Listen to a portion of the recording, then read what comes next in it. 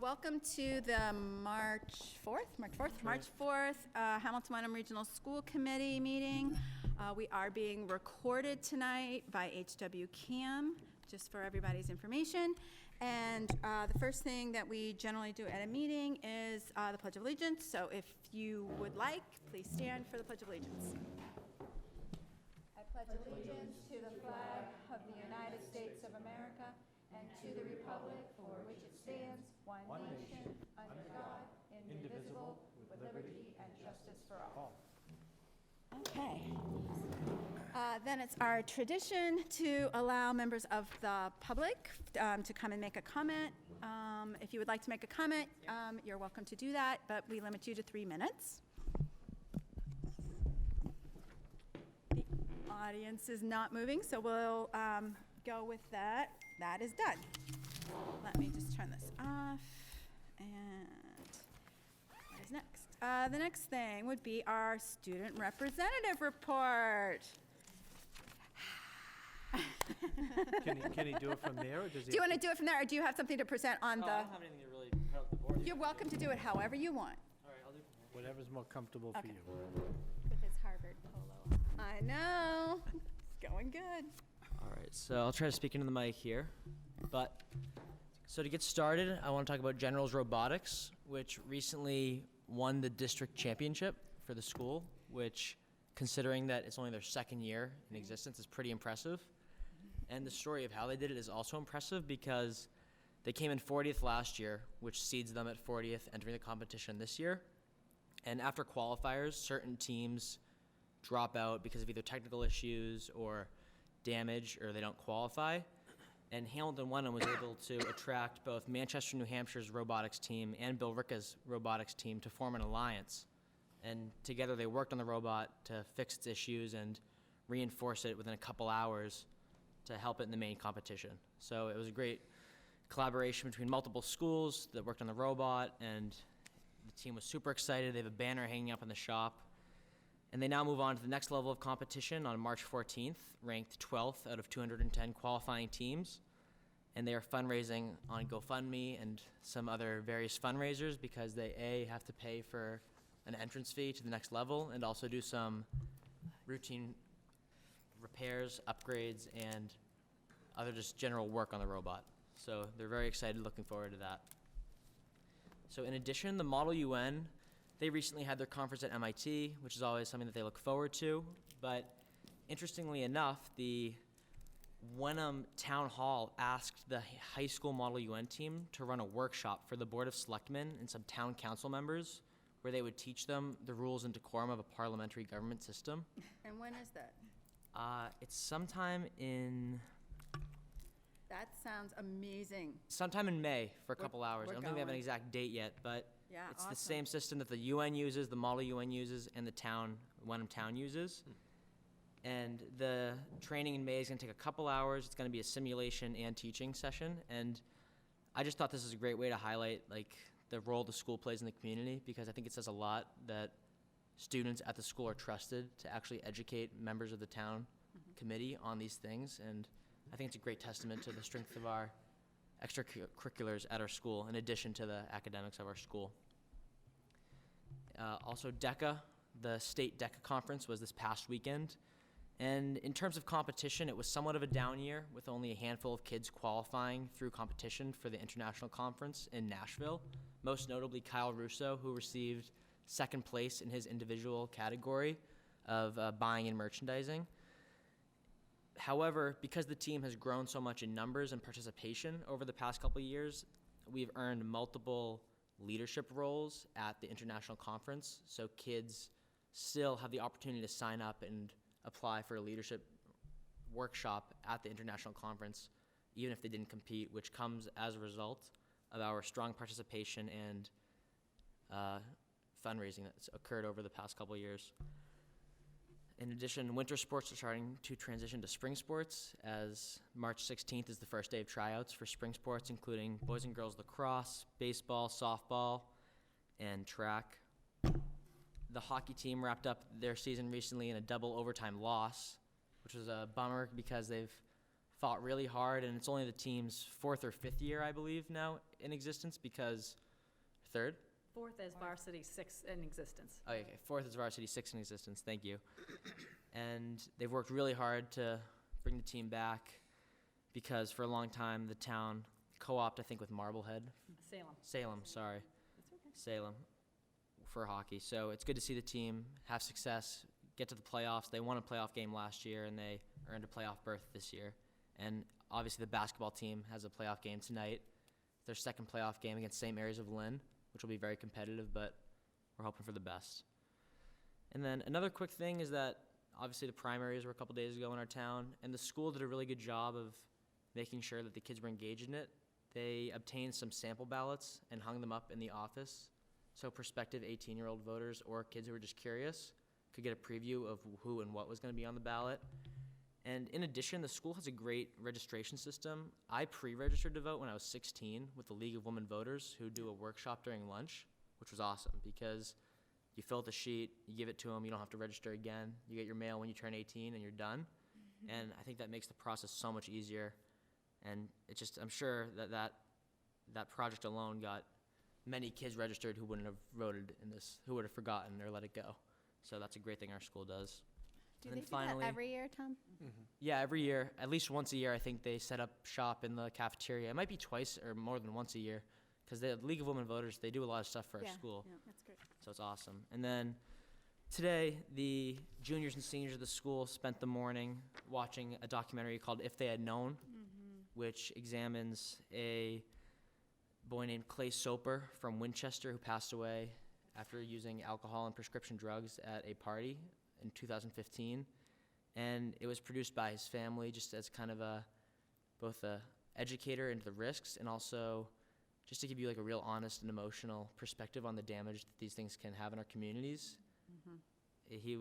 Winchester's a town a lot like Hamilton and Wenham. He looked like any kid you'd see at our school, and so it was really powerful to watch. And after the 30-minute movie, we had about 30 minutes of conversation in small groups where kids could both ask anonymous questions with index cards and participate with teacher-led discussion. Awesome. And so, although it was sad, I think it's good that our school does things like that occasionally to kind of make sure kids are staying up to date and educated on these issues. And so that's all I have for today. If you guys have any questions, I'd be happy to answer them. Are we still doing the Civics Bee this year? That's are. coming up in April, right? Yeah, we are. I just saw the announcement for it. I don't have any details, but I am pretty confident that we're doing It's on it. the 15th. Yep. Oh, The tax day. third place winners from last year are already registered, just saying. Excellent. So Because it fills up fast. it's on, people. Dr. Kuchenberger, I encourage you to.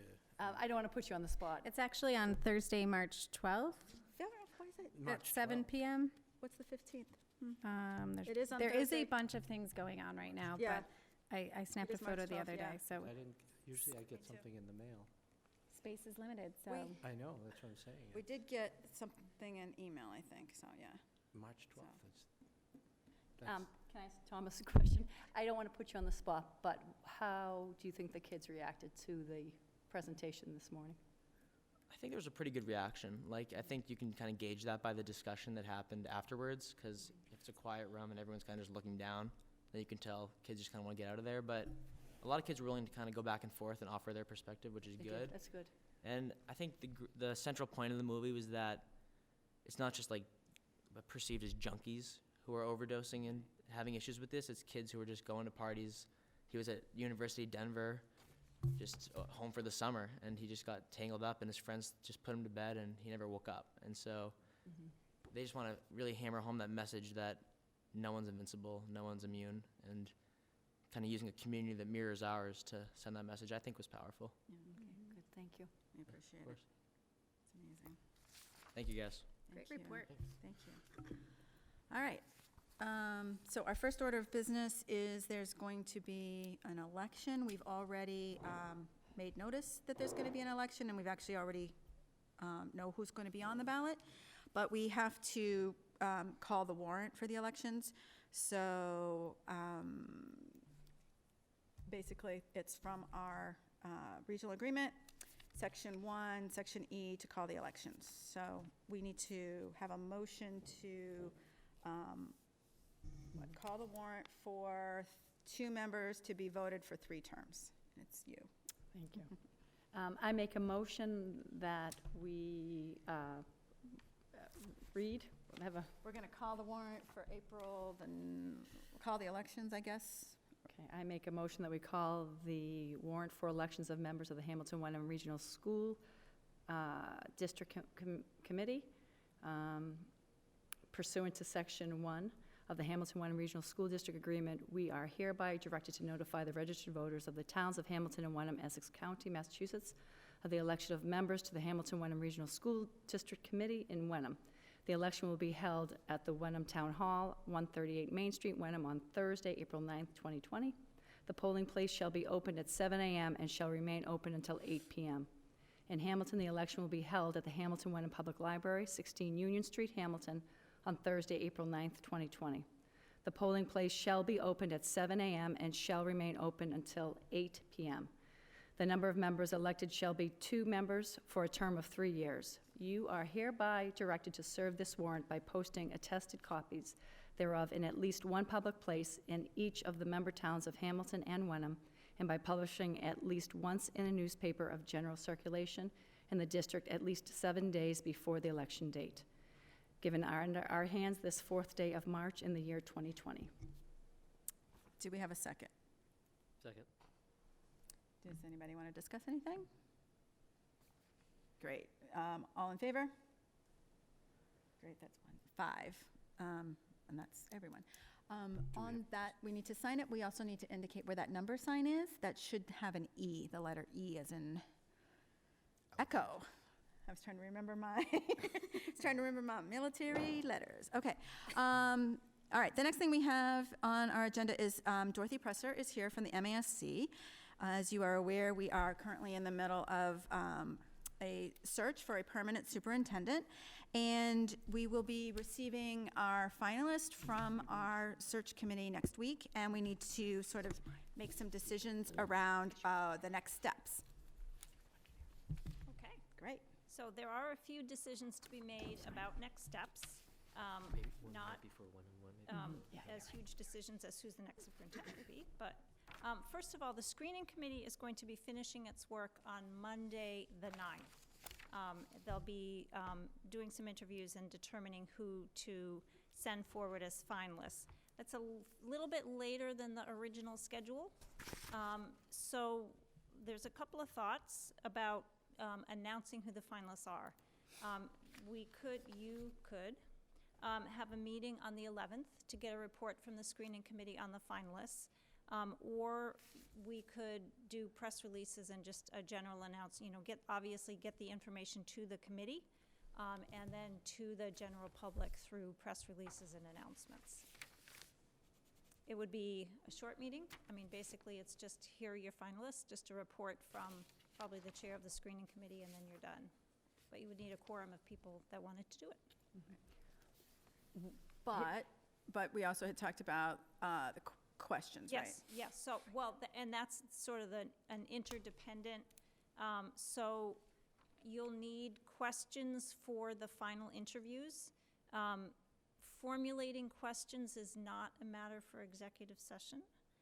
So generally, the way school committees do it, or one typical way school committees do it, is think about, assign topics to different people, and the different people on the school committee generate 1 or 2 questions on the topic that they picked.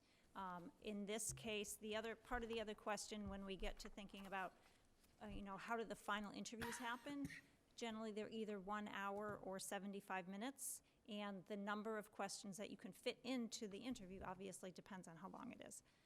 So that's sort of a bunch of things that are getting thrown out there for you to discuss it. I guess sort of the first one is, if you don't want to do if you don't want a meeting next week, you'll have to decide on the question topics tonight. And if you do want a meeting next week, then that can wait. If you only have enough people for a quorum next week, then there may be some people who aren't in on that question discussion. Right. So you're asking us if we want to meet next Wednesday to get this information, or if we want to just allow Dorothy to communicate to us, the finalists, and send out a press release of the finalists.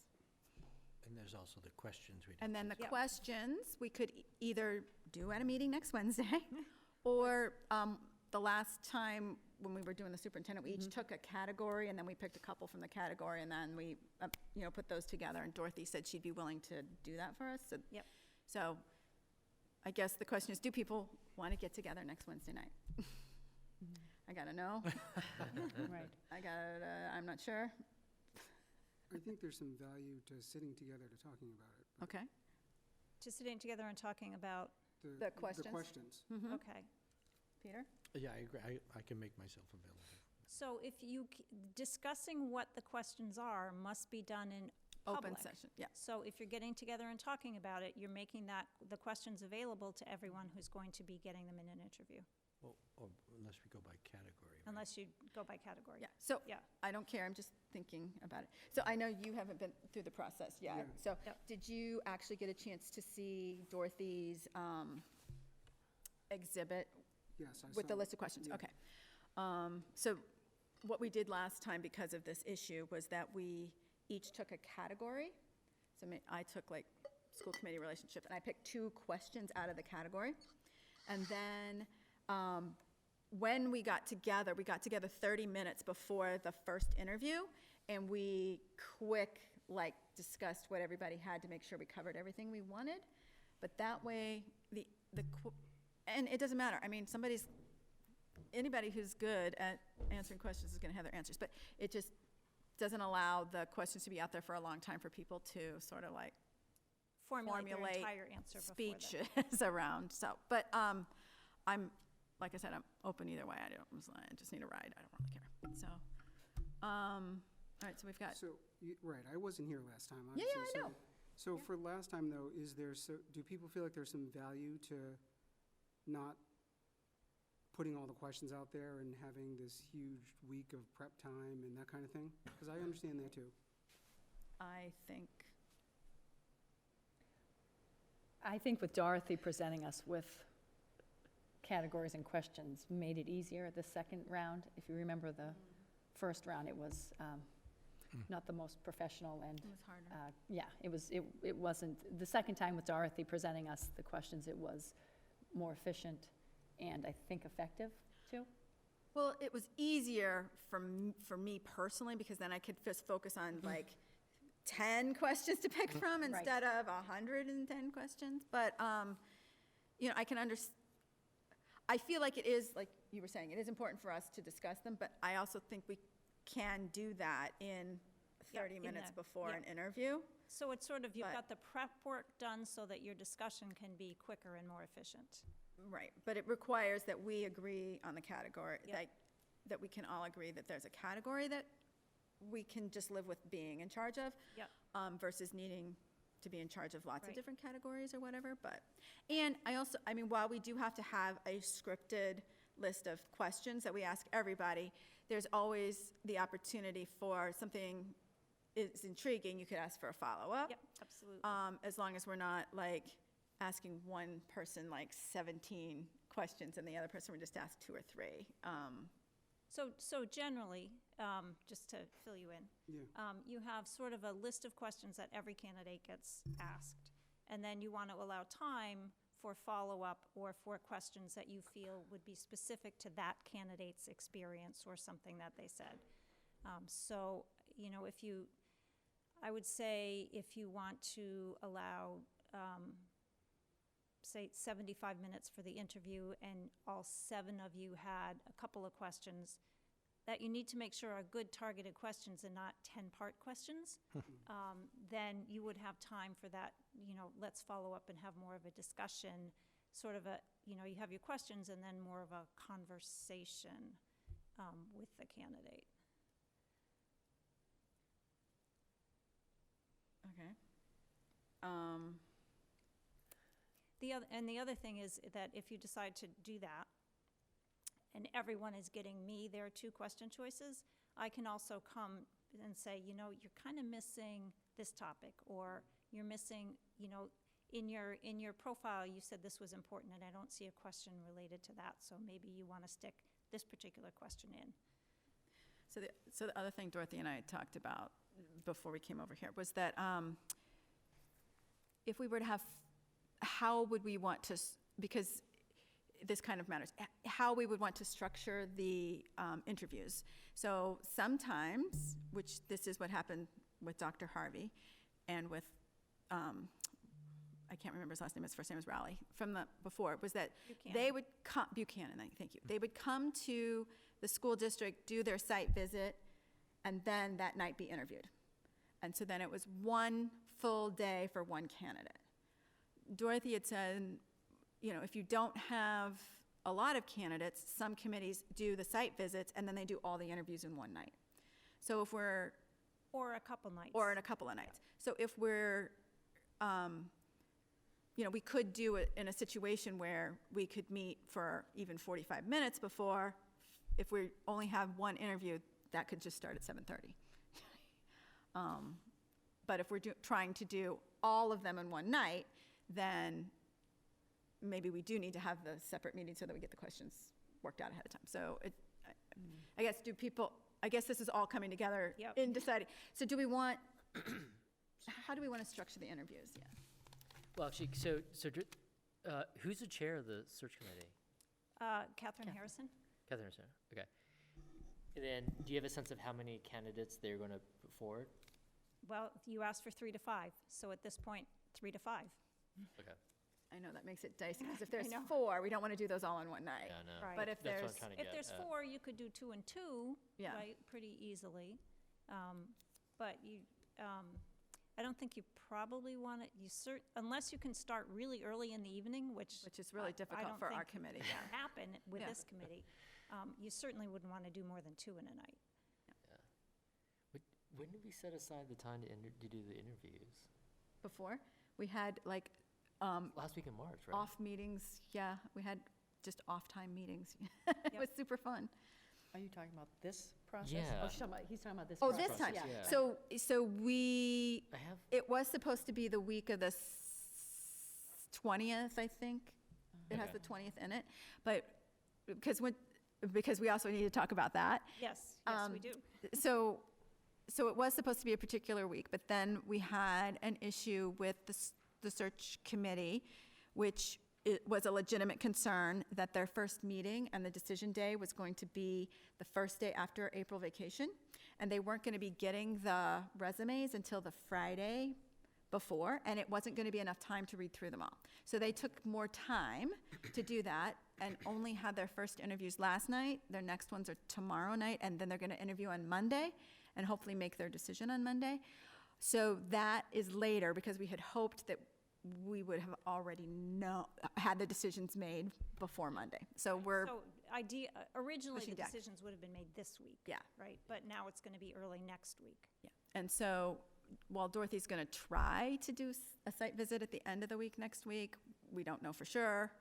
But then she's also saying, just because, you know, a whole bunch of people showing up in a school district to talk to a bunch of people takes a little bit of organizing, Yeah, that of she course. might want us to allow site visits, was it the The 23rd? 20th and the 23rd. On the 20th and Right. 23rd, and then we make our decision The 20th. on the 25th or 24th, or, 23rd, well, ideally, you could even do it on the 23rd. If you Yeah. have your last interviews on the 23rd, you could do it then. so so we just have That's to. a Monday. That's a Monday. I'm not kind of- asking you to come and do interviews on a Friday night. Yeah, well, we 23rd 's could, a Monday. We could, People have um, done them Friday nights, Saturdays, and even Sundays. but- yeah. And then I just explained to Dorothy that we have the complication that we can't have a site visit here on the 16th because we have the day off and it's professional development, and that wasn't something that anybody was thinking about at the time that we put together the schedule, so that was like way in the future, we didn't think about that, so. All right, so let's kind of summarize it. So we either need to meet next week so that we can prepare questions, know who the candidates are, and sort of set up the schedule for site visits. Or we need to do the scheduling for site visits through email, divide up the list of questions tonight so that we can be prepared, and then just authorize Dorothy to release the information without a meeting. So, We should meet. We should meet. Sounds like we're Is what- having a Okay. meeting. No, that's, yeah, I, Even if it's briefly. yep, Okay, so Yep, we're having a okay. meeting next week. It's a meeting to talk about the superintendent's search. So we can prepare an agenda, but we will not require Julie and Vinny to come so they can have that night off. Or maybe go to a FinCom meeting or some other meeting in town, depending upon how it's going. Can we add, though, that Dorothy provide via email the questions? So we can keep some of that So- under. So we have the questions, but packet now that you do we sent. want to say tonight, do we want to have people select categories so that then we can be yeah, more so then you efficient can next be week? more, yeah, Okay. that would be Possible. great, actually. All right, so let's do that.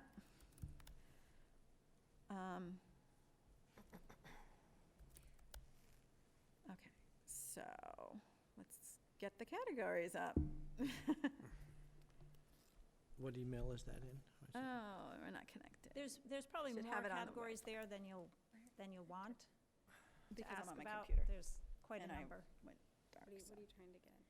Just trying to get the list of questions, so the exhibit for Dorothy Presser, yeah. Is that in the agenda? Yep. There's lots of stuff in her agenda, so, let's see. Oh, under that Do exhibit. you want to read them off, Michelle? I'm trying to get them, our voting process. Question, developing questions, okay.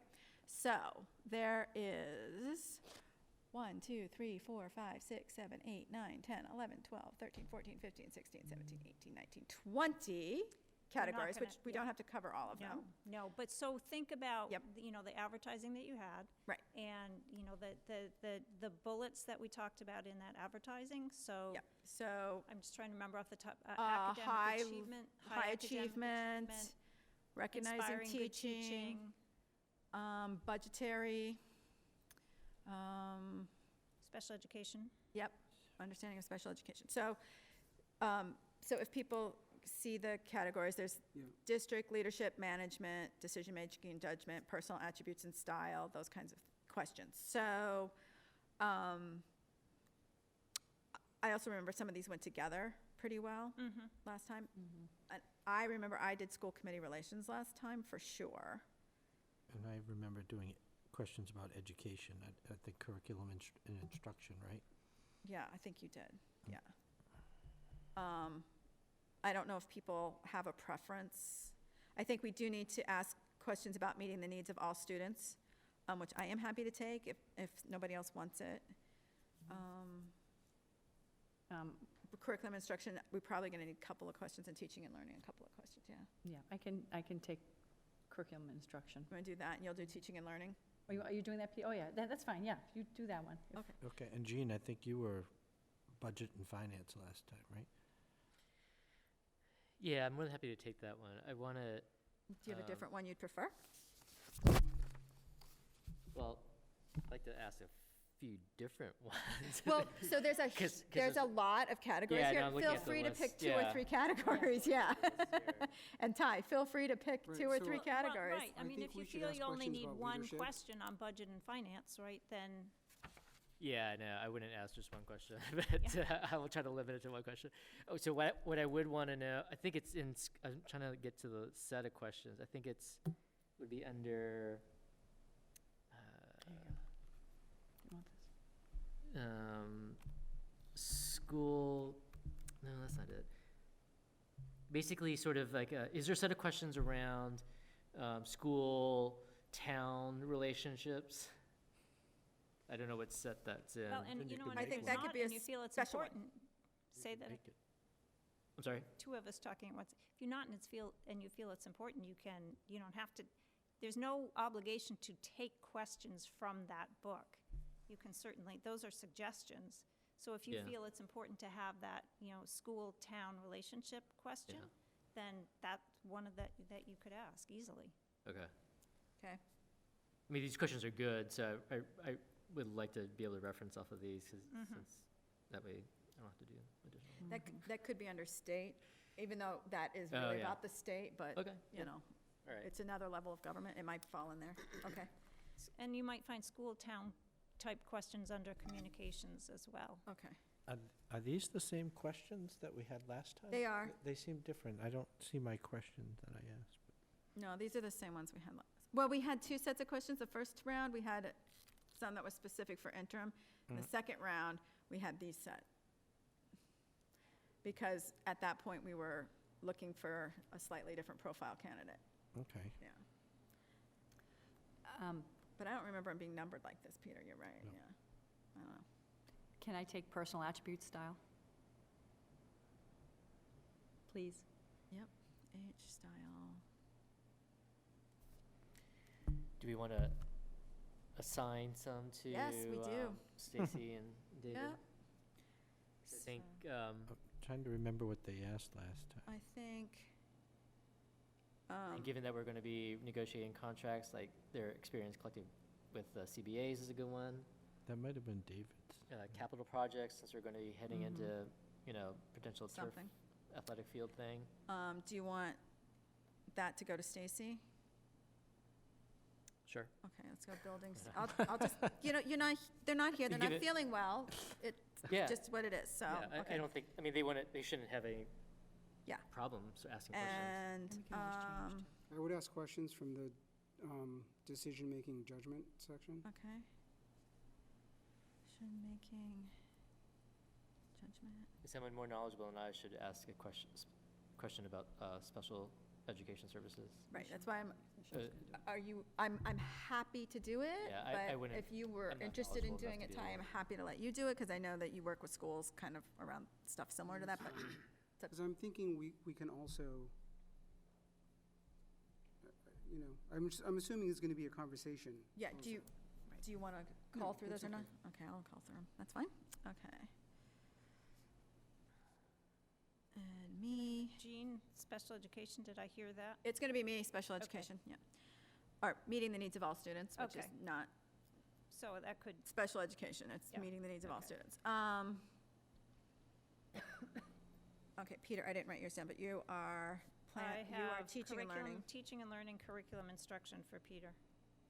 And Kirk, I don't Should it- have Dave, that's, yep, he's going to do, Should we ask about the district? yeah, I don't know what the I don't remember what the district. Those are stupid. Why are you seeking superintendency? Duh. Yeah. It's a Well, what- job I'm gonna get paid for.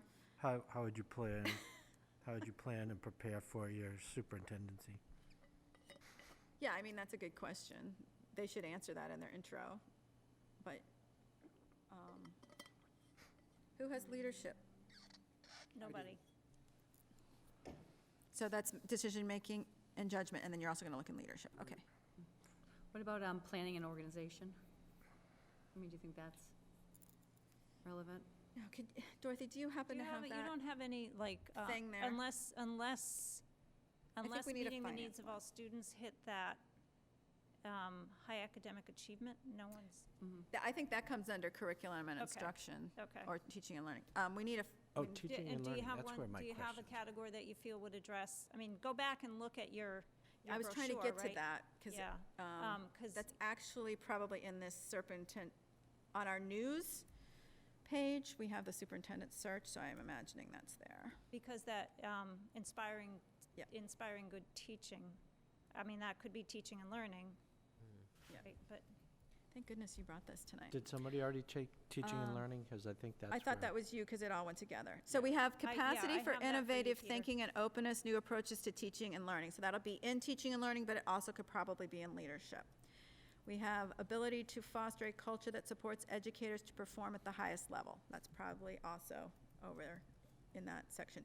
Demonstrate knowledge of special education programming and its administrative elements. So that's in all learners. Demonstrate success in improving and maintaining high academic performance. So it's looking to me like we have several questions that need to come out of that section, and then we have, and that's all learners as well, yeah. And the leadership and communication style that is dynamic, visible, accessible, and inclusive. So we don't have something out of communication, don't but have that anything. will probably be partly out of you. I can think of something. And then we have knowledge and experience in school building and capital planning, including fiscal development, implementation, oversight, and communication of budget issues to the public. So that'll come out of the building and, That was Stacy, right? finance. So I think maybe because there's so many of these things that focus around high achievement and teaching and learning, that maybe we should assign both Peter and David to that category. That makes Which sense. one? Yep. So you're going to be to both, teaching, learning, curriculum, and instruction. Okay. And we'll also have David maybe cover that too. That's a And good then idea. we'll be sure that we get a wide breadth of questions from those categories. All right. So Are there the other thing you might want to think about as you're formulating a couple of questions is, if I had a third and a fourth, what would they be? And I- Because you might, look at them and say, those two are too much alike, we'd rather ask something a little bit different when you get to the final view. So to have your top two, but have some in your back pocket too. And we don't have one that's on, out of the budget category yet. Out of the Nobody's budget. taken that? Do you or you? I'll take that. Okay. And did we say someone has communication? I think that's going to end up being in Jean's sort of, What was your question, Peter? I'm sorry. Communication, was that? Yeah, I that's was in gonna the- try to come up with a few questions about that. yeah. Considering our history. All right. All right, so then, I guess I'll type this up and email it out to everybody so that Yeah, we have it great. remembered. But then also, finance is going to Michelle H. I just want to be sure I write that down. Okay, and then we can, do you want us to email them to you first? So yeah, email them to me and I'll Yeah. kind of format it out for you, so we can try to make the discussion as efficient as possible. Okay, and, okay, perfect. All right. Thank you very So- much for letting us borrow that. You do budget finance, okay, that's fine. Then my other question going forward, we've gotten through the 11th of March, right? We know we're having a meeting. Yep. Is, once I know who the finalists are on the 10th, I'm going to be right on the phone trying to schedule site visits in both directions. Typically, the site visits are the candidate comes to Hamilton Wenham for a day, and however many school committee members are available, go to the candidate's district and spend some time. So a couple questions on that. Are there days that are great days for that, or days I should avoid trying to schedule that? Let's take one at a time. Yeah. So I know I'm avoiding the 16th, and I'm. You're avoiding the 16th for somebody coming here, Correct. but I think we're available. Right, Maybe right. some of us are available to go there. Okay, so let's talk about school committee visits out Okay. to begin with. Are there any days that are fantastically good days or days to absolutely avoid? I'm not here on the 16th. Okay. I'm out of town. Yeah, I I have the scheduled most- all my PT later in the day, so I can be available. And I'm And not, I have a very flexible schedule. Okay. and normally I teach CCD prep on Tuesdays, but not that Tuesday. Okay. But So I guess any day visits but out Monday. are going to be During the school day. during the school day. So During the they're going to school be day. like 9 to 1, or they're going to be like noon to 3? Generally more like the 9 to 1 range. Okay. Yep. Right, so that's where it's like we all, it's like, if people can't go, they can't go, that's fine. Right, right. But, And whoever can go, I mean, it doesn't matter if the same person doesn't have to make sure they go to all of them. There doesn't have to be the same, whoever goes brings back the information for discussion with the full committee. yeah, but it'd be nice if we could get pairs, is what you had mentioned before. Yeah, pairs is always good. So, Yep. That'd be good, because I'm a horrible note taker. so, so Friday is what date? That's Well, there's Friday the 13th. There's Friday the 13th. That's Did ominous. do And people, And if we can just push to the 23rd to allow that little extra flexibility, then Friday the 20th would be in there as well. 13th. So am I hearing Fridays is generally a good day? Is that? sounds like, I mean, obviously, David, myself, I'm in a little bit of a strange situation, but David, myself, Peter, like, it's a big deal to take a day off, as in our Yep, yep, professions. yep. So, probably only one day Yep. if at all. And then, like Stacy has some flexibility, Michelle has some flexibility. I think Jean and Ty said they could each maybe take one day off Okay, Right, with, Yep. I just need with planning, notice, that's all. planning. So Yeah. let's pick a day let's have you guys pick some day that you want to pick. Yeah, Do you well, have a preference? I've already blocked off the 16th to Okay. do visits. So let's make sure we do a Okay. site Certainly visit do on the that. 16th. And if yeah. I have enough lead time, I could probably squeeze something out for another day, but the Friday for me wouldn't work Okay. on the okay, 20th. would not work. Would not, yeah. Okay. Okay. But Did you squeeze out a particular day already? No, but I could do, we're talking March 16th, right? Mhm. Yes, I'm just looking, I could probably do the 16th too. Oh, Okay. So that's great. Okay, so we've got one day. and if there's some flexibility with Stacy and Michelle, Mhm. then we'll just, And I can we'll, go to one, maybe two, okay, depending, like that week, fine, the next week, hopefully I could work, but, all right, okay. So, on the site visit, generally, the candidates kind of arrange the day and bring different groups of stakeholders to you for you to speak with. Generally, you want to talk, if they are not a superintendent already, you would want to talk to their superintendent. I need to tell them who you want to talk to, which is what I'm getting to. yeah. You would want to talk to their superintendent if they're not a superintendent already. Administrators that they either work with or work for them, including, central office principals, teachers, parents, and municipal officials if that's appropriate to their role. Sound like the groups you'd want to talk to, any you'd want to add to that? I see you have questions already included, questions to ask principals, questions to ask leaders, teachers.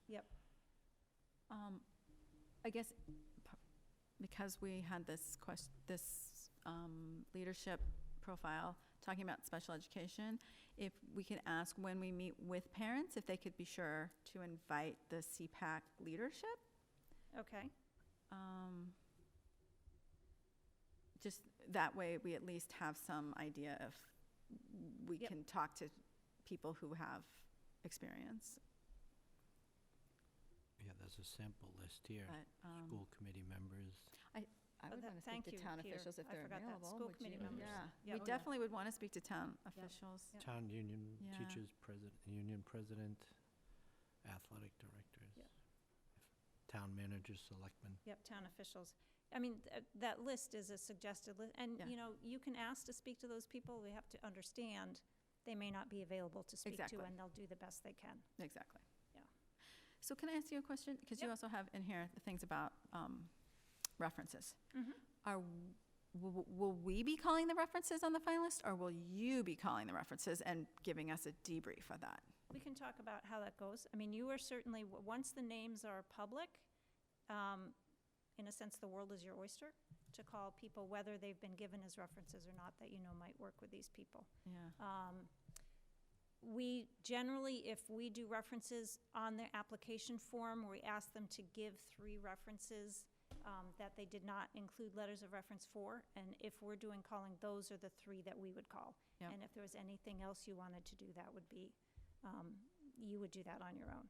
And if you want to do some of the reference checking yourselves, then I just want to know that you're doing it, so we're not both calling the same people and bothering them a couple of times. Do people want to check references, or do we want to have Dorothy check references?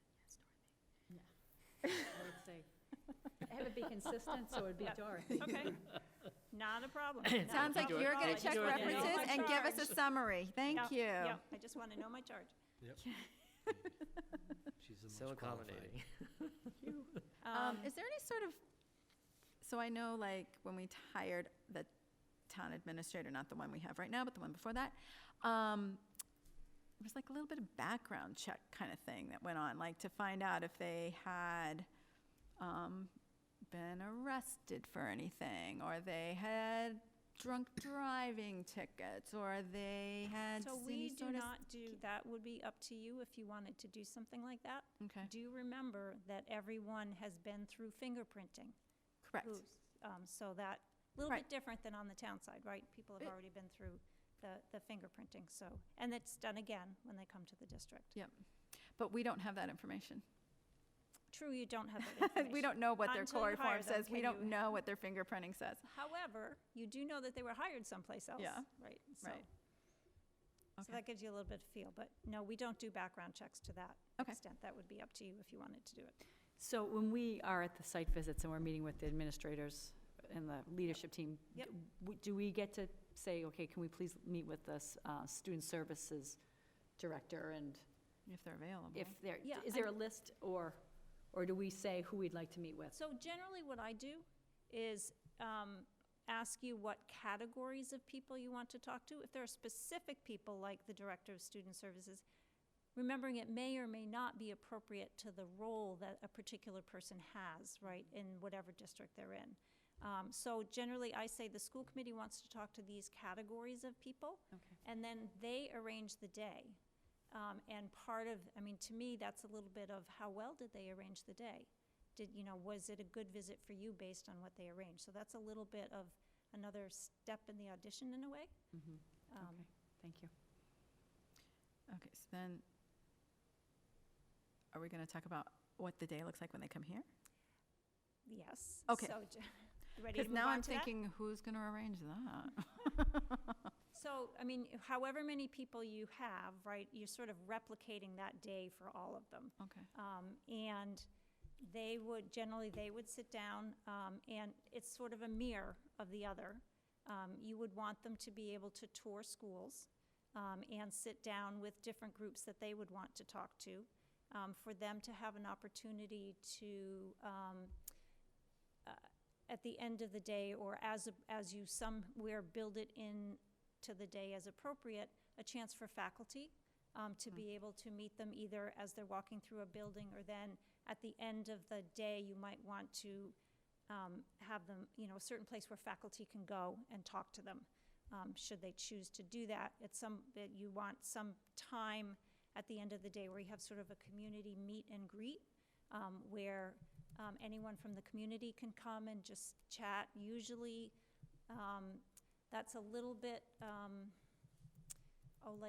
if you have like a candidate visit or something, where someone is there, someone probably from the school committee is there to be a little bit of a host, make sure that there's time for just some casual conversation, and maybe also a little bit of time for some Q&A that everybody participates in. But you want to make sure that you have that time for the community too. During that day, there's usually a form, like a little feedback form, that anyone that interacts with the candidate can Yep.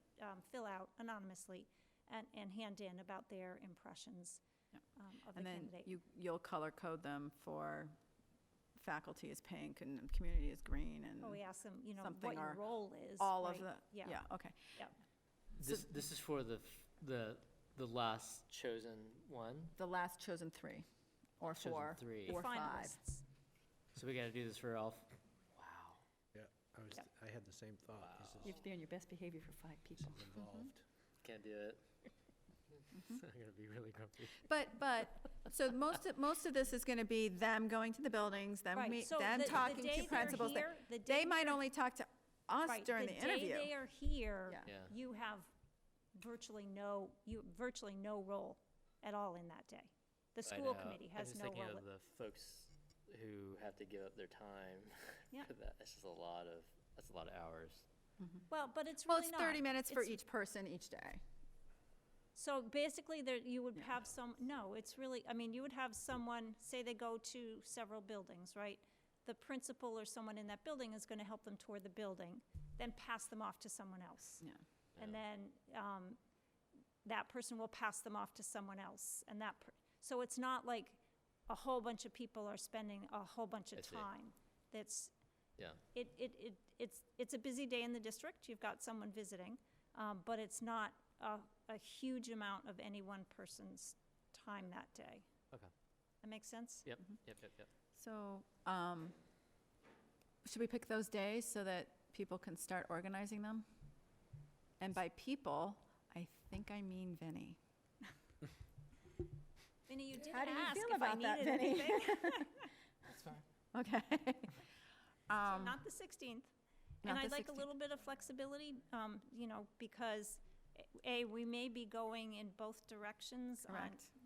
on- We'll be there and the they'll same be thing. here, yep. Or you'll be one place and someone from another place will be here, right? Mhm. So, if we could say it could be probably, Oh, wait a minute, can we add that one more part? So this is where we're also maybe deciding when we interview them at night. Because if they're coming here for a day, if there's only 3, maybe it's 3 days, 3 night interviews. Yep. If we have 4, it might be, they come and visit, but we interview at least one of them. And then we interview 2 of them, or maybe, yeah, so, right, yeah. yeah. So maybe we should think about what days we want to interview on. Calendar up.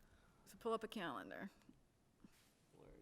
Maybe you could get one of those, like, like a big fancy screen that has a calendar. So- Yeah, that would be amazing. turn that We on? should, well, Would that be helpful? we should have thought about that ahead of time. That would have been a really good idea if I'd had it 30 minutes ago. So, So it's Do gonna we- have to be between the 17th, 18th, 19th, 20th, and 23rd. Because if I don't know until the 10th, okay, so could we say we're poised to make our decision on the 25th? 25th. Because it's a Wednesday, that's the only reason why. It's not, I'm just picking that out of the air. The 25th? I don't know. When do we want to make the decision? Do we want to make the decision on the 25th? Well, we do have a regularly scheduled school committee meeting on the 1st, so we could just wrap it into, Yeah, so Is that Dorothy too and I late? had, No, on April 1st, you want to be able to make the decision pretty much immediately after you have that last yeah, interview. Dorothy had also mentioned there's maybe some other districts around here looking for superintendents that Yep, our candidates okay. could be in those same pools. good point. So, Just to let you know. 23rd or 25th? Just to let you know, I'm not available on the 25th. Yeah, okay, so do we want to, 23rd? Monday, 23rd? We would definitely Yep. meet, okay. All right, It's the so Cutler School Open House Thomas, on the we did 25th. not include you And in also we have asking Mother's Day. questions. Do you want to be coming to the interviews and wanna asking interview. questions? I'd be happy to come just Third. observe, but Yeah, I don't no, it is necessarily. the 23rd. Okay, so Cutler School is the 23rd. why don't you think about if there is a question that you feel is appropriate? We'd be happy to have you ask it, and if you're not able to come to all of them because it's a lot, we could incorporate your question. Awesome. Okay, great, Sure, thank you. all right. Does Okay. he have the list? I looked The over top- there, I was like, wait a minute, somebody's getting off the hook. So- And also, on the She was, visits, she wanted to appear like she was being magnanimous, but really she was giving you work. well, also, I was thinking on the visits that when they go to the high school, they might want to talk to students. So Yep. Thomas would be someone that they would be speaking to, so that would be a good Yep. thing for him Yep. to, yeah, okay, great. Tom, you have the agenda, right? So you have the link to her exhibit that has sample questions in case Yeah, you want just information. Online, yeah, Mm. sure. Yeah, right, in so- case you just want to go. There's ways of picking, okay. All right, so we will interview somebody on the 23rd? Should we say that? Yeah, so just know that the Cutler School Open House is on the 23rd, from 5 to 7. I will be here, though, after 7. I could try to deck out Oh, right, because early. those are like 5 to 6 or 5, Yeah, okay, so it's scheduled for 5 to 7. 5 to 7. So, okay, So so we'll that's just not- start at yeah. 7:15, Okay. something like that, okay. Okay, So you could, if I could, I hate to do this, but I know we're just crunched for time. If we could leave open the possibility, if a site visit has to be on the 20th, which is Friday, that you could do 2 interviews on the 23rd? That work? Okay. I guess so. I mean, I can try. 2 I can- interviews, You go so one person would be on a site visit and one person would, Well, the 7 to 20th 8. is a Friday. Do you want to interview on Friday night? On the 20th or 27th? 20th. You guys don't want to interview on a Friday night. You don't want to No. interview on a Friday night. So I, it sets us up to look like we're like mean taskmasters. We don't want them to know too much too early. I'm just thinking, if no one can come on the 16th, that leaves the 17th, 18th, 19th, and 23rd. Mhm. And if If we you have, happen to have 5, uh-oh, people. you have something to say? But I was just going to say, keep in mind, you also have a bunch of budget Budget conversations On scheduled. the 23rd, we have Yeah, Bucher and Winthrop right. Oh, at 7. at 7, but would Vinnie and Julie, would you mind doing that? Because, Are they both at 7? yes. Yeah. And they're here. No, Bucher will Winthrop. be here. Winthrop's at Winthrop, Winthrop and that's Bucher. Is it and held Bucher's here? at Bucher. Bucher's is here. Yeah. So the two friends groups Yeah. are meeting the At same night simultaneously, yeah. in separate Uh-huh, places. Yeah. Okay. So we'd have to have our meeting somewhere else. You could have Well, it- we could ask them to meet in the library and we'll meet here, but, But we can't It have als- Vinny and Julie be in two places at once. yeah, We could divide and conquer. well, You could take one and Julie. if could take Julie the were to be a candidate, that, we wouldn't want to interview her on the 23rd, I guess. Right. Let's schedule her for the late slot after you. Julie the dog After she information. already knows we're slave drivers. She already knows the questions. She can Ay, ay, ay, ay, ay. What about the 24th? Oh, yeah. Not available, I'm not available. You're not available, okay. And the 19th isn't, oh, right. Yeah, so she's got The 17th, 18th, 19th, 20th, 23rd. Yeah. So, We're advising so our against goal it. would be to have 17, 18, 19, and 23. 23rd, I guess. Yep. 17, Available. 18, 19, Yep. 23rd. And if we only have, end up with 3 candidates, Then we can work around. Then we could figure out, it's Okay. partly on their availability too, right? yep. So, Wait till Linda gets 7, 5 candidates. okay. Just told them to give us 3. So we just have to block out those 4 nights. And we might not need them all. All right, so what are we saying, So 17? let me do one thing. Let me check on the 25th and see if I can do a calendar change. Maybe and- 25th. And say maybe the 25th. Would that work? It sounded like, Just because it's a Wednesday, that's the only Yep. reason. It's Yep. it's nothing. so I mean, I'll we see do if- have another budget information session scheduled for here For here, on the 25th. on the 25th, but we can possibly move it to the library. Yeah. Okay. It's not ideal for these things to be matching up with our town meeting, but it is what it is. And you know what? And you're not alone. Yeah. You're not alone at all. Okay. And, it's the time of the year when everything's happening. So Vinnie should set up, let people, so before, I'll just say this, Vinnie, before, and you were probably here before, we set up the same itinerary. Yep, so that's that the easiest thing to do. It was the same, so Yeah, just and I'm find out happy- who and I'm wants to happy- be at, what time should they start? Whatever time, you can have them start at 8 o'clock if that's the time that's best to start. Browsing, yeah. So why don't I work with Vinnie Yeah. on that? Yeah, okay. And Make sure they eat lunch somewhere so they can see our fantastic food service. So what are the dates again? I'm sorry. So 17th, 17th, 18th, 19th, 23rd, and maybe the 25th. 17, 18, 19, 20, and 23rd. and it won't be all of them? it Yeah. won't be all of them, but just reserve them so that we don't run into a crunch of, all of a sudden, we're in mid-April before you can. And the rule is, on the 17th, we all have to wear green and totally freak them out. No, we have a regular. We all have to wear green on the 17th and freak them out. Yeah, we have a regular school committee meeting on the 18th. Yeah, well, Okay. All right, no, that's fine. That's what Well, you could do an interview and then have your meeting, right? yeah, especially if it's only one, if we're only doing one Yeah. 60-minute one or one 75-minute one, and then we can Right. Okay. cover some Yeah. special issues. Is everybody okay with just doing it at 7? Because otherwise I won't be able to get. Oh, no, it has to be at 7. Okay. Yeah, you have to be here. I'll try to get out earlier. Or we could but- even do a meeting where we start the meeting at 7 and start doing whatever meeting stuff and then start the interviews at 7:30 Okay. or something, yeah. Yeah, that would work. That would work. Okay. I know I have a conflict on the 19th, but if there's some flexibility there, I can work around For that. the whole night or just for? the- Just an hour and a half. So the 19th is So possible. let when me- would you be done? Let me just check here. Sorry. So, This is why we're doing these things, so that everybody has equal opportunity to Right. participate.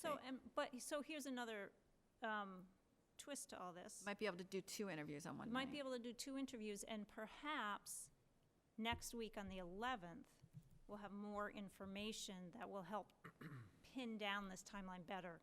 Yeah, we So will. that you know. Oh, so we could talk about this next week to Yeah, firm talk it about up. it Okay, again so let's next week. do that. Yep, So between yep, now and then, because you can by- just you know, check then you'll into know that. how many finalists you Yeah, have, and, so, no, okay. and I may have had an opportunity to talk to them more about Okay. dates and availability. All right. All the more reason we have to have a meeting next week. Okay, great. Was there another issue? I'm trying to make sure I covered everything. So everyone's going to get me their question choices, and I'll have them formulated for a good discussion next week. So we're going to give us a deadline of what time? Monday or That would be great. Monday at 4? Okay. So And you we- all have we- my email. We do, but I'll include that. Yeah. When I summarize this, I'll make sure Include that I'll me and then- CC you so that you have our email, so that you Yep. can also remind people if they don't turn them in.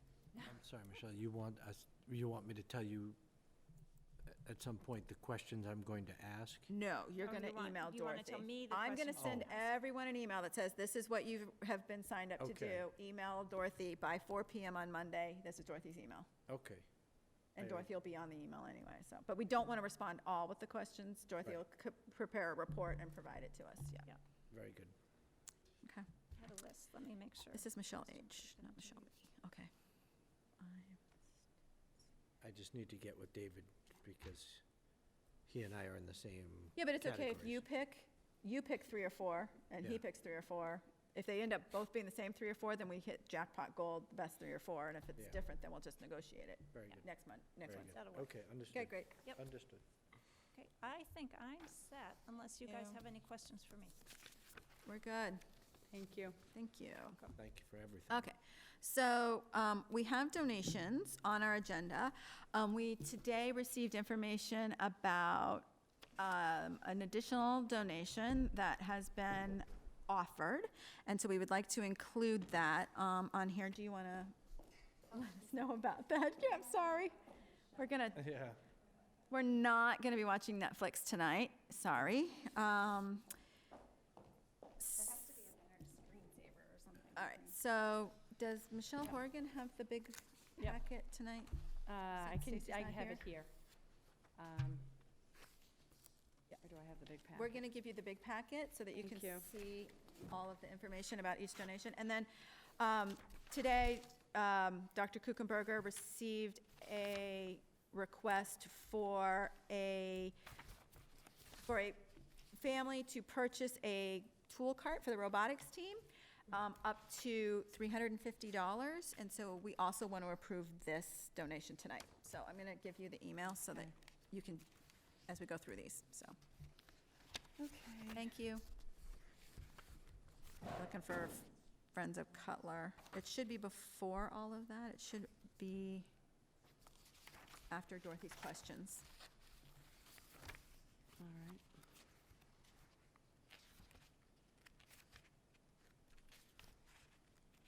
So sorry. It's okay. Sorry, there's not page numbers. We were a man down, a woman down this week. Yeah. In case you hadn't heard, it's a really good idea to wash your hands because the flu is going around. You may have heard something else, but it's because the flu is going around. Right.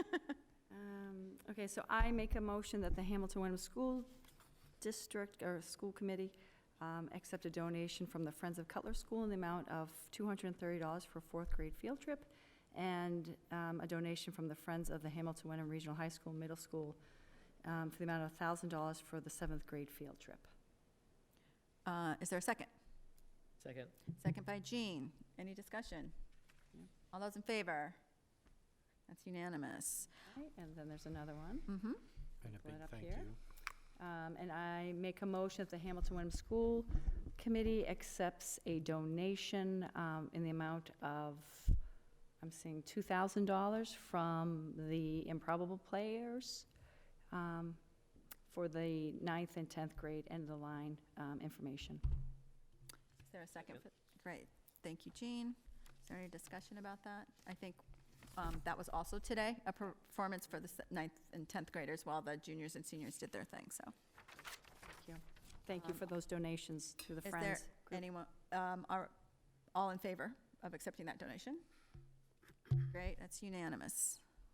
Now we have our added one, which is a robotics team. It's going to be in that paper I just handed to you. This one? Robotics Oh, there we are. team Yep. for a tool cart. All right.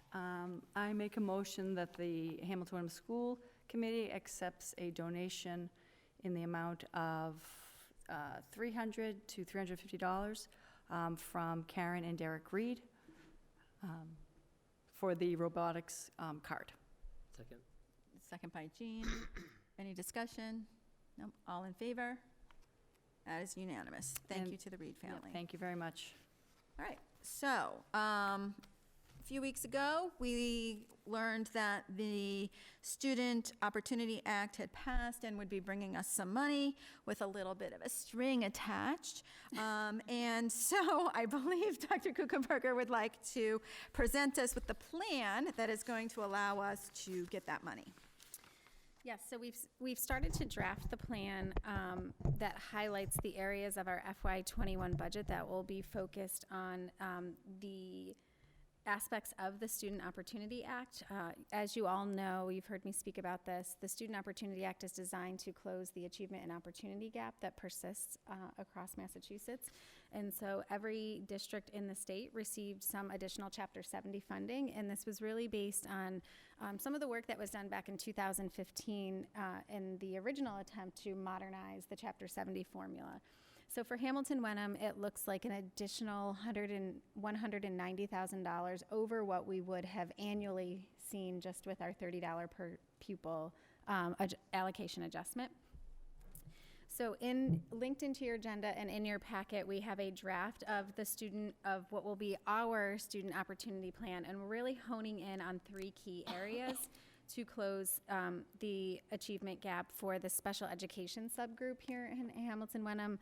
That is, as you know, we don't have a lot of racial or ethnic diversity yet here in Hamilton Wenham, but when we look at our data, it's very clear that we could be serving our special education students better. And so we are going to attempt to do this in a couple of different ways. The first is by expanding access to full-day, high-quality, literacy-rich pre-kindergarten for 4-year-olds.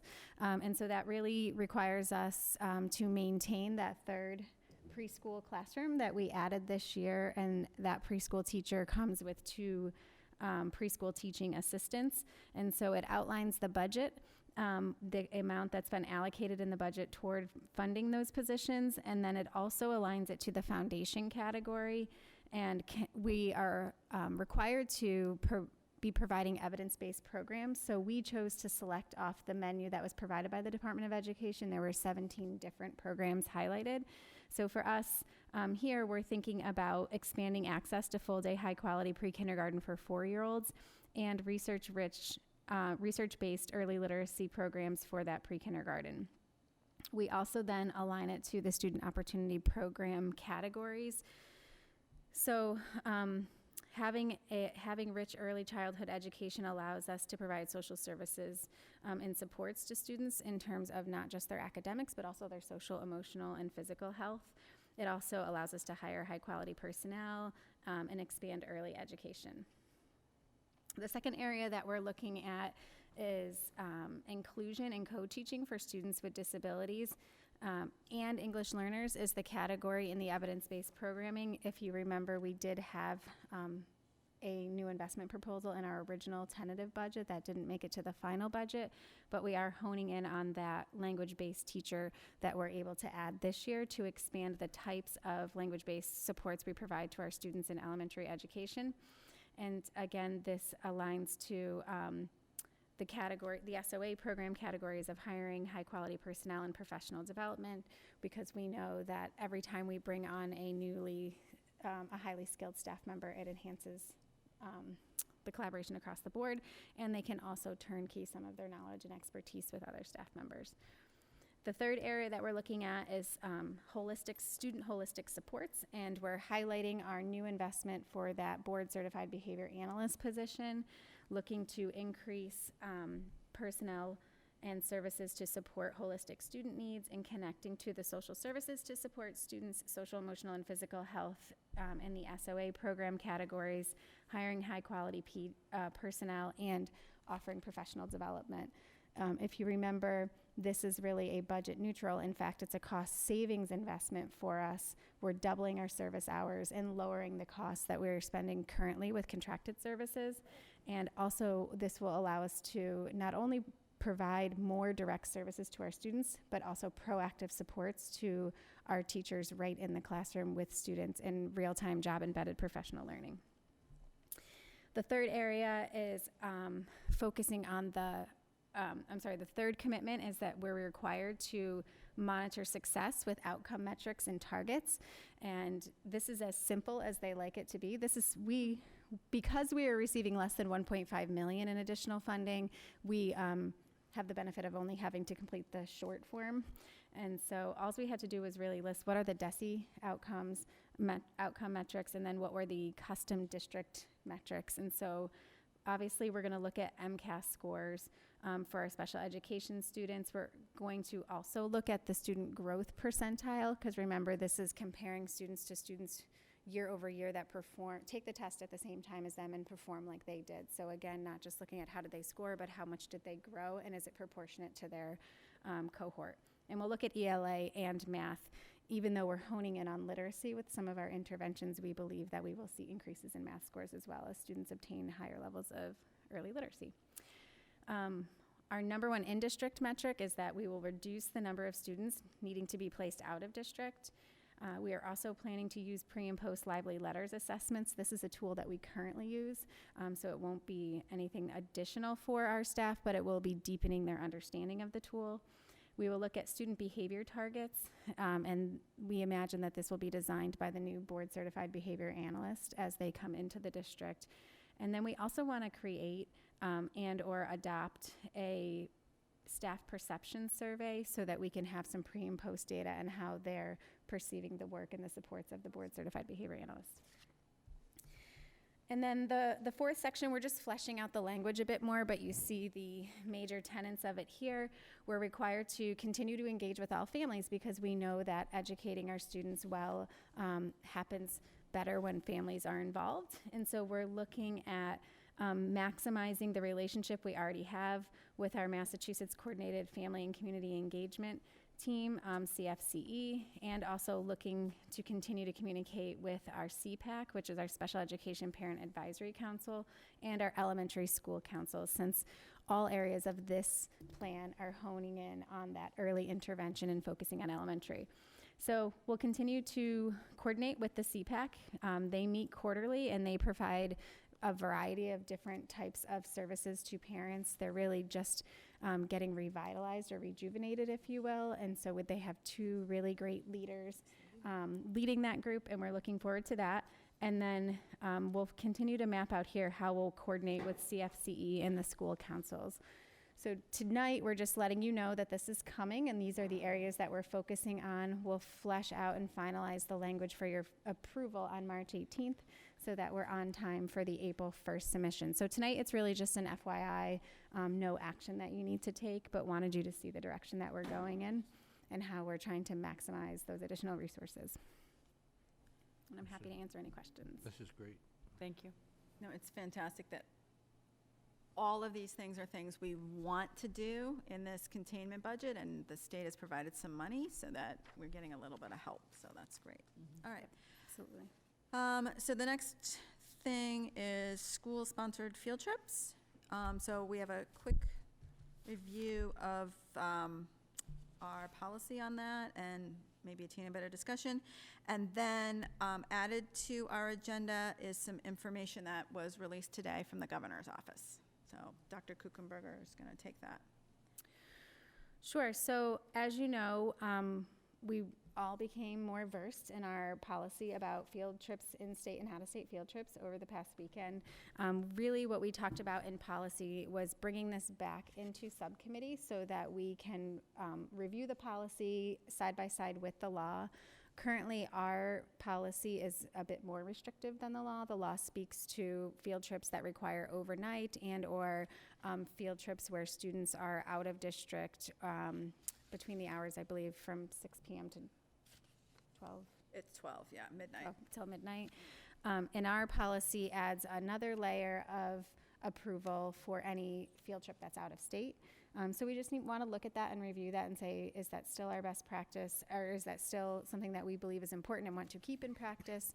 If so, what's the best practice in terms of timeline and reviewing our forms and things that currently exist?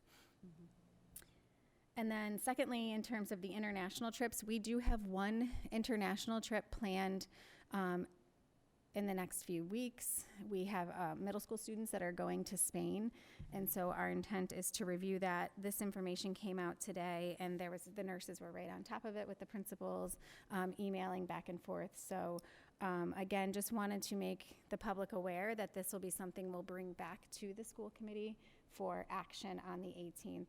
But tonight it's just more of an FYI, and obviously as the COVID-19 status continues to unfold, we'll be updating families on an ongoing basis.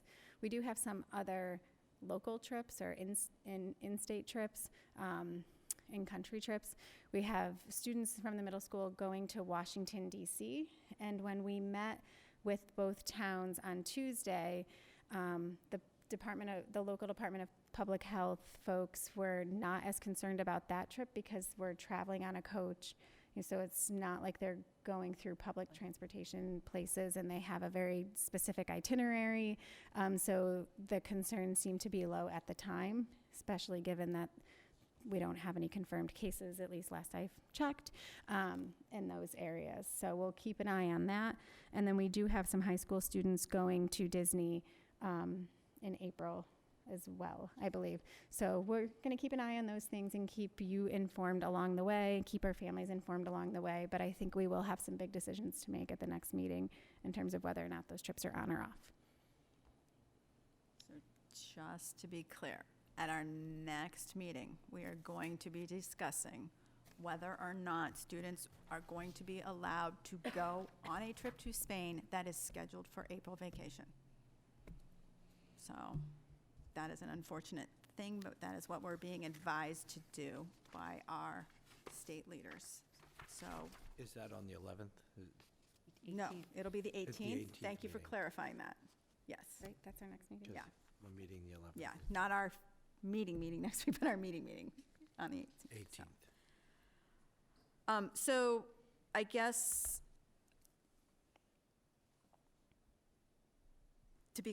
I guess I want to make it more clear. Sure. The policy working group is asking, do we want to review the field trip in policy and have us come back to as recommendations to you, or do you want to review it as a committee, or what do you want to do? So. When was the last time this one was reviewed? And Actually, wait a minute, H 15. H is now J, so it's 21, up for 2012. review now. It would be up for review, but I comes first, and then it would be J, and so it would, but it's been a little bit of a while. Yeah, so it looks like the last time it was reviewed was May Yeah. 21, 2012, at least by the date of the. Okay, the yeah, bottom of that the could thing. be. And it was actually put in place because originally because the school committee had to cancel a trip to Spain after 9/11. So Yeah. that's where this sort of started. So I would ask whether or not there's a sense of urgency to review this policy, because if now at the full committee, otherwise I think it's okay to send it back to the subcommittee and let them review it there. I don't know if there's a sense of, if there's real urgency to review it now. That's just my opinion about it, but, you know. Only because now is when we have the learning experience. But we will be reviewing this sometime between now and Thanksgiving. Whenever you get to it, yeah, which could but- be, you know, a few months from now and whatever, that's. Yeah.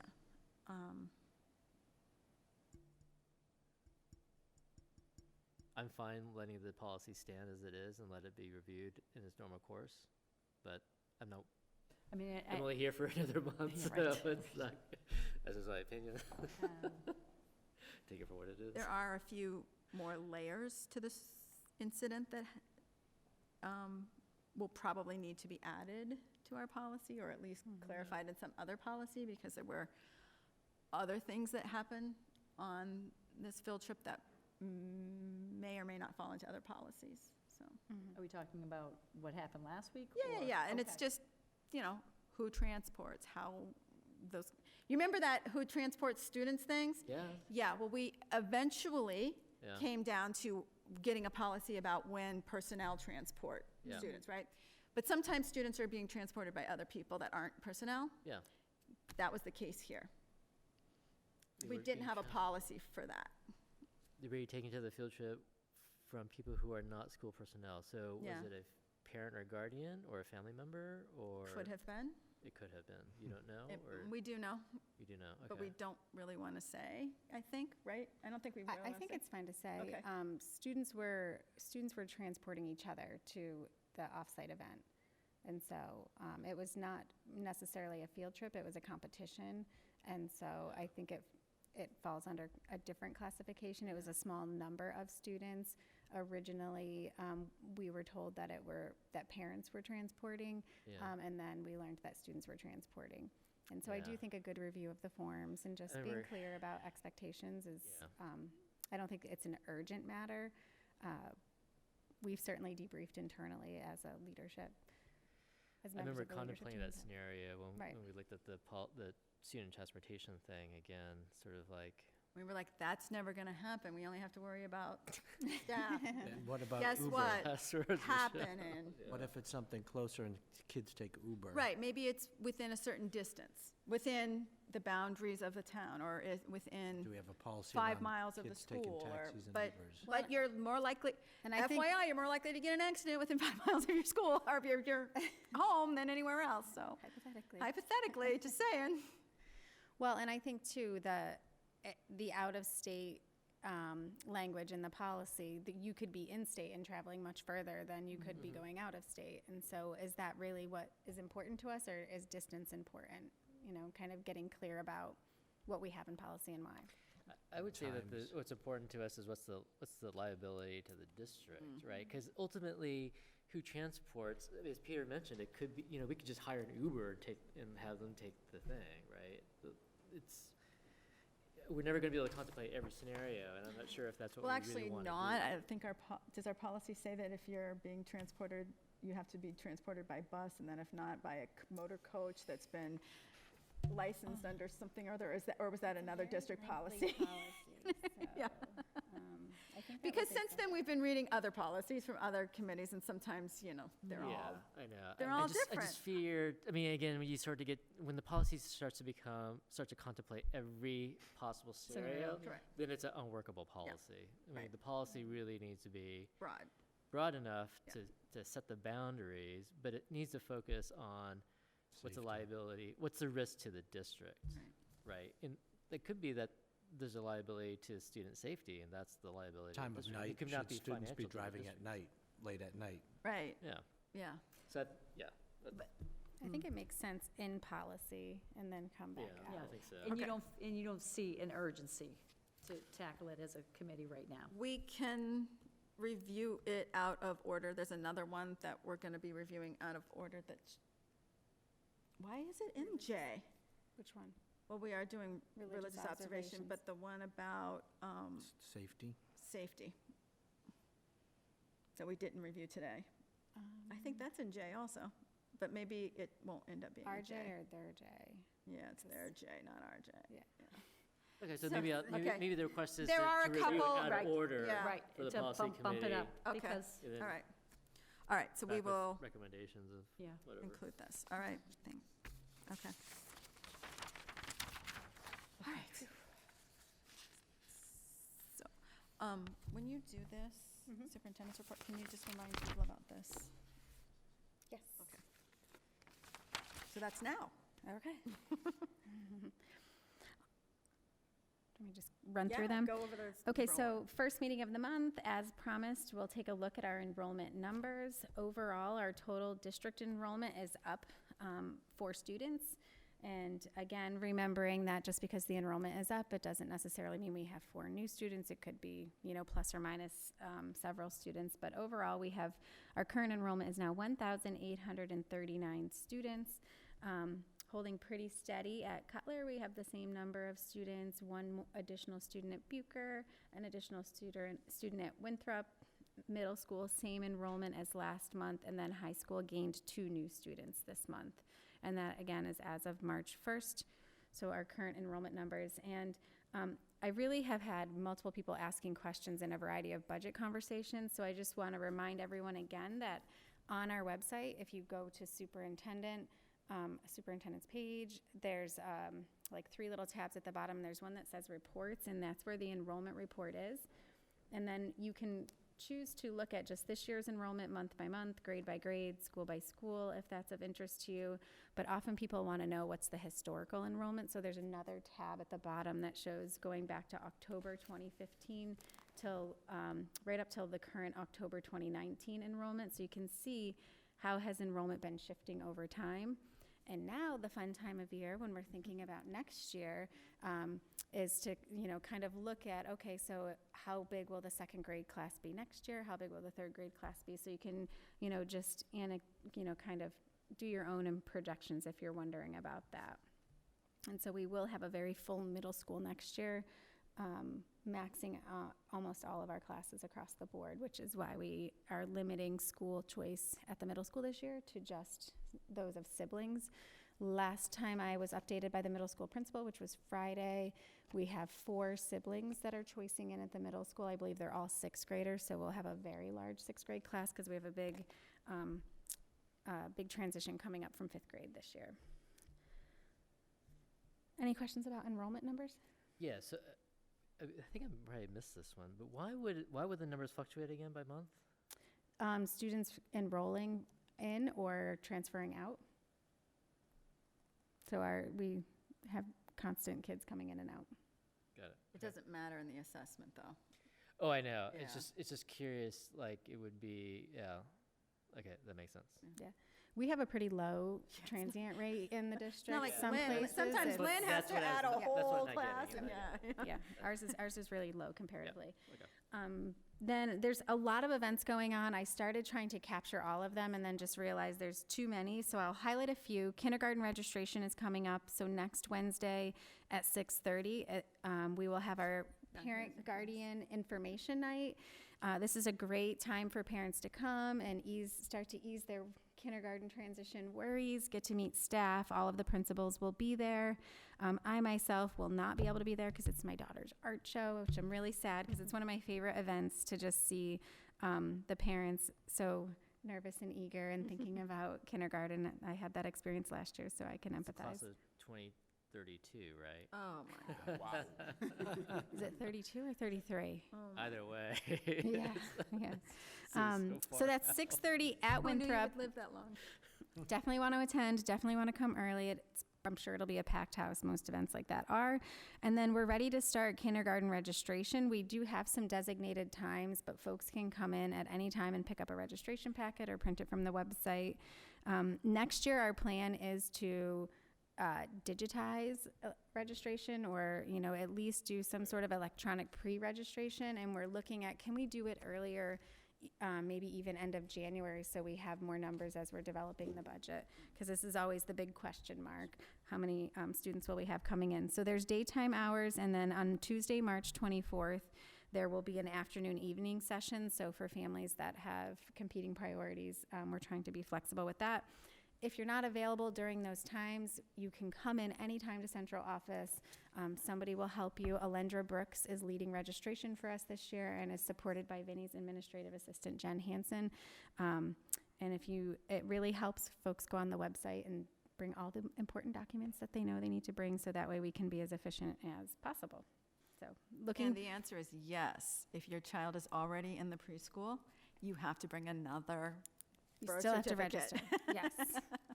And Yep. you have to bring another birth certificate, even though we already have one. And don't forget, if you have older siblings who are enrolled in school, you still have to register your new kindergartner. Right. Sometimes parents, I think, just get in the groove and forget, like, ooh, I got to do that again. Yeah. So anyone who's new coming to kindergarten, we want to meet them. It makes Vinnie and I smile. We get to have kids in the office, which doesn't happen often. So we're looking forward to that. The next thing, I just wanted to thank our school committee candidates. It's so great to have all three of you here tonight. So Ty, as our incumbent, will be running, and then Dana Alara from Hamilton, and Anna Sedzik. Anna Siedzik, sorry for that. Also from Hamilton, so 3 Hamilton residents running for 2 open seats. I did have the chance to sit down and have a conversation with Anna and Dana separately and just try to make myself available to answer any questions that they had about being on the school committee. But I also told them that all of you would be more than willing to chat with them and share your personal experiences so that they know the real deal while they're running. And it's exciting to see the signs starting to pop up around town. So thank you all for your commitment to our kids and running for school committee. Speaking of a lot of things coming up, I wanted to first just celebrate our students who recently won a variety of awards, and I linked them here into the website for you so you could see. This was new to me. I didn't really realize that our fine arts department had a blog spot, so I've had fun going on and really looking at all of the winners from the Scholastic Art and Writing Awards this year. So this is something that was established back in 1923, and it's the longest running, most prestigious recognition program for creative teens in the United States. So I'm just reading from the blog here, and it says that the Gold Key works will automatically advance to national judging and will be considered for national awards. So the Gold Key work is currently being reviewed at the national level in New York City by panels of creative professionals, and national medalists selected by these panelists will be announced on Monday, March 16th. So that's coming up very soon. And we have several students whose work is available for you to view. So even for those at home, this link is right into the agenda, and you can go in and check it out for yourself. You're sure to be impressed by all of the students' work. And then there are some local events coming up from our arts department. Kirsten Lousy is our 6-12 curriculum fine arts lead. And so on April 14th, we have the middle school arts night. And then the middle school One Act Festival is scheduled for the weekend after break. We're thinking it's going to be May 2nd or 3rd, and all of this should be listed right on our district calendar, so you can click right in there to see these things. And then for the high school, we have the high school Prism concert, which will be April 2nd. And then we have the high school senior showcase Thursday, May 7th at 6 p.m. And the high school spring concert will be May 7th at 7 p.m. So a fun evening on the May 7th of arts. And we have a middle school spring concert that will be May 12th. So as hopefully the flowers are starting to bud and the trees are starting to bud, the artwork will be popping up too. So super excited about that. Thank you so much to Kirsten for her leadership and all the work that she does in that department. It really is amazing. Yeah, that Prism concert, if you have a kid in 3rd grade and you think they might want to play an instrument, that Prism concert is a really good one to go to because they highlight each instrument and they can get an idea of what they want. Yeah, it's really cool. That's exciting. Before I forget, tomorrow night there is a CPAC meeting. It is from 6 to 8 in the Hamilton Wenham Library, and it's a workshop, and they're going to cover all things special education. So why is the individualized education plan important? Who's eligible for an individualized education plan? In EduSpeak, we call that an IEP. How is the IEP developed? What are the strengths and concerns, vision statements? And it's going to go through various sections of the IEP, including the PLEP, A and B, the annual goals, the service delivery grid, the difference between accommodations and modifications. Vinny and I were just talking about that earlier today. And then response, placement, consent, procedural safeguards, and more. So it's like everything you need to know as a parent or even a community member who's just curious to better understand special education and, why do students need individualized education plans and what's the district's responsibility. It's a really great educational opportunity. Okay, a couple more things. I also wanted to just share that the middle school, there's so many things going on our schools every day. Our kids are always fundraising or working towards some sort of philanthropic project. And the middle school just kicked off their 4th annual Pennies for Patients campaign. And this is something that the advisory that they do an advisory, and the student council is really involved in launching it this year. They collect donations to support patients and families, and research to fight blood cancers for Leukemia and the Lymphomia Society. And each of their, it says their hero squad has set individual classroom goals, and they challenge the student body to reach a 100% participation. It's pretty surprising to know that in the last 3 years, they raised over $9,000, and this year, they're stepping up their goal. They want to raise $3,800. And there was a student who shared her own personal story with her whole entire school, which I thought was pretty remarkable for a student to be that vulnerable and that courageous at such a young age. So we want to really support all of the middle schoolers in getting that 100% participation and hopefully blowing their goal out of the water. So Patience for Pennies at the middle school. And then just a reminder, Monday, March 16th, we have a professional development day, so we'll be working at the high school with all staff. The morning's going to have a lot of choice involved, so different staff members have stepped up and submitted proposals so that they can host various types of learning opportunities. Some have asked to go with a team to another district to observe an early literacy program or some other type of program. Others have asked to stay in district and work on curriculum and or lead some sort of professional learning opportunity for their colleagues. And then in the afternoon, we'll come together and share some ideas. We're looking at student work samples and trying to identify what does deep learning look like in our schools, and we'll come together at the end to share that out. It's going to be a really great day. It was co-designed by the leadership team, which includes all of our principals, assistant principals, and directors across the district, our 612 curriculum leaders, and our elementary curriculum coaches. So it's a real collaborative effort, and we're looking forward to that. And parents and kids, you get the day off. Well, kids do anyways, parents. It's up to you to decide. But we'll be here getting our learn on, so we're excited for that. Perfect. Yep. Next is the chair's report. The chair is not here, but I can report that Michelle Horrigan, myself, and Stacy Metternich went to the selectmen in Wenham last week to let them know our feelings about the way we would like to see the override structured.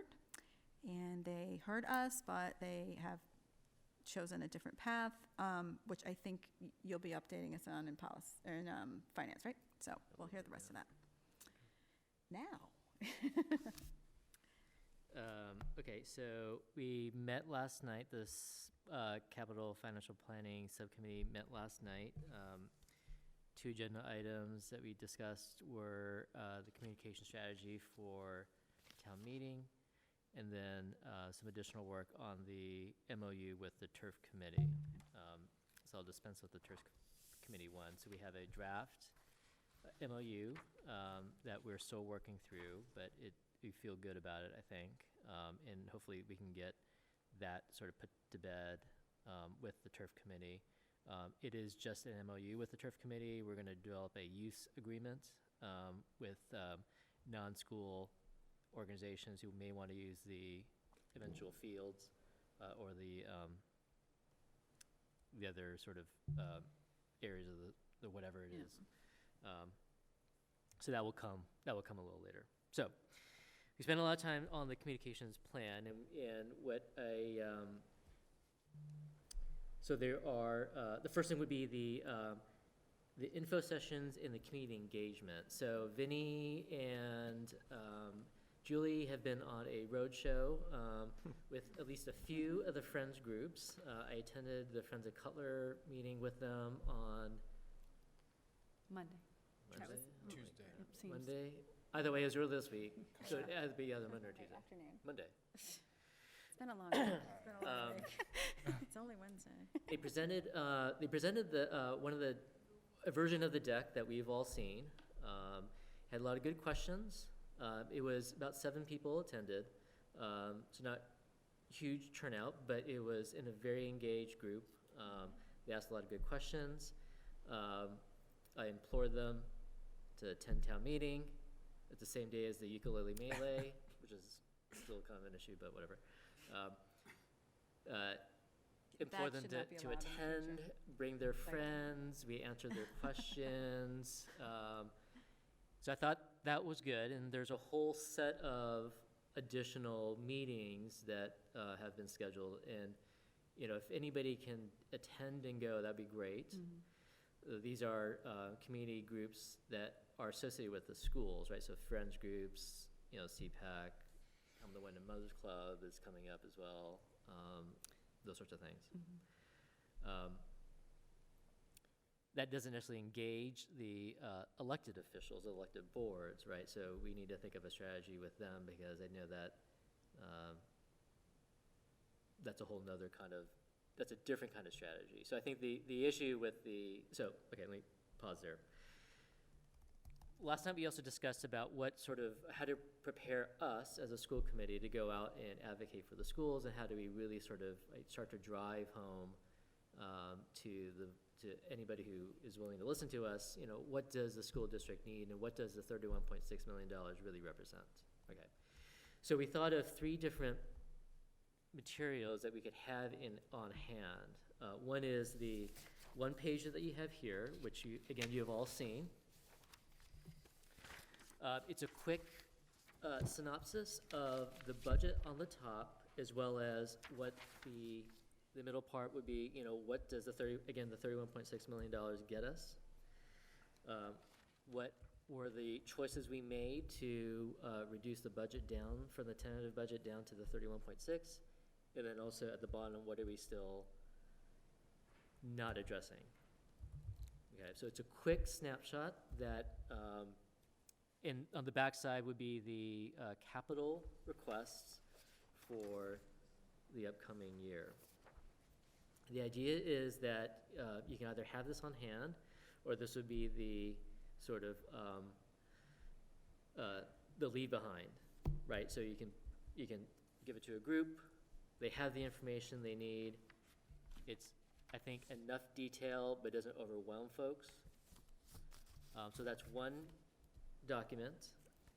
A second document to arm us with is a version of the PowerPoint that we've all seen.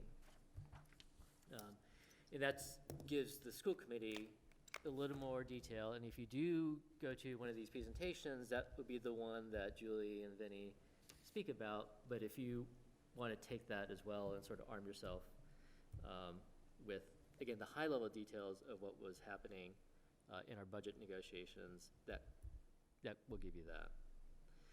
The third document is basically a briefing document for the school committee.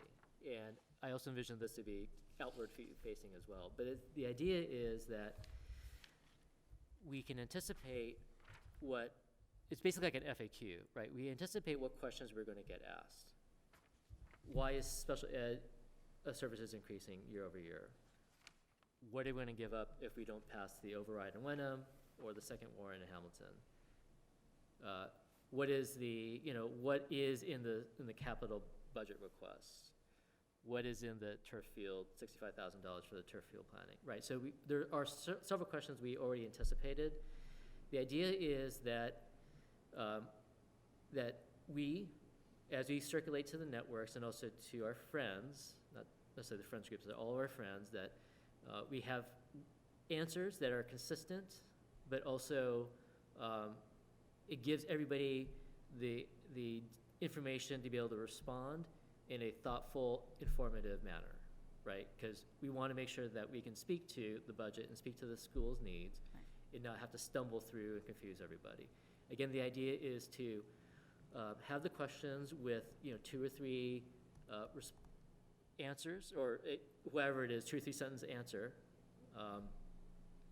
And that could also be used as either a left behind or posted on our website in advance of town meeting, right? So again, we want to have informed voters at town meeting, right? And this is a way to help us generate that information ahead of time, so that we will always debate the budget at town meeting, that's inevitable, but we want to be able to have our advocates speak to this as well, and also be able to have the debate focus on matters of substance, frankly, for the budget, as opposed to hypothetical what-ifs or the politics of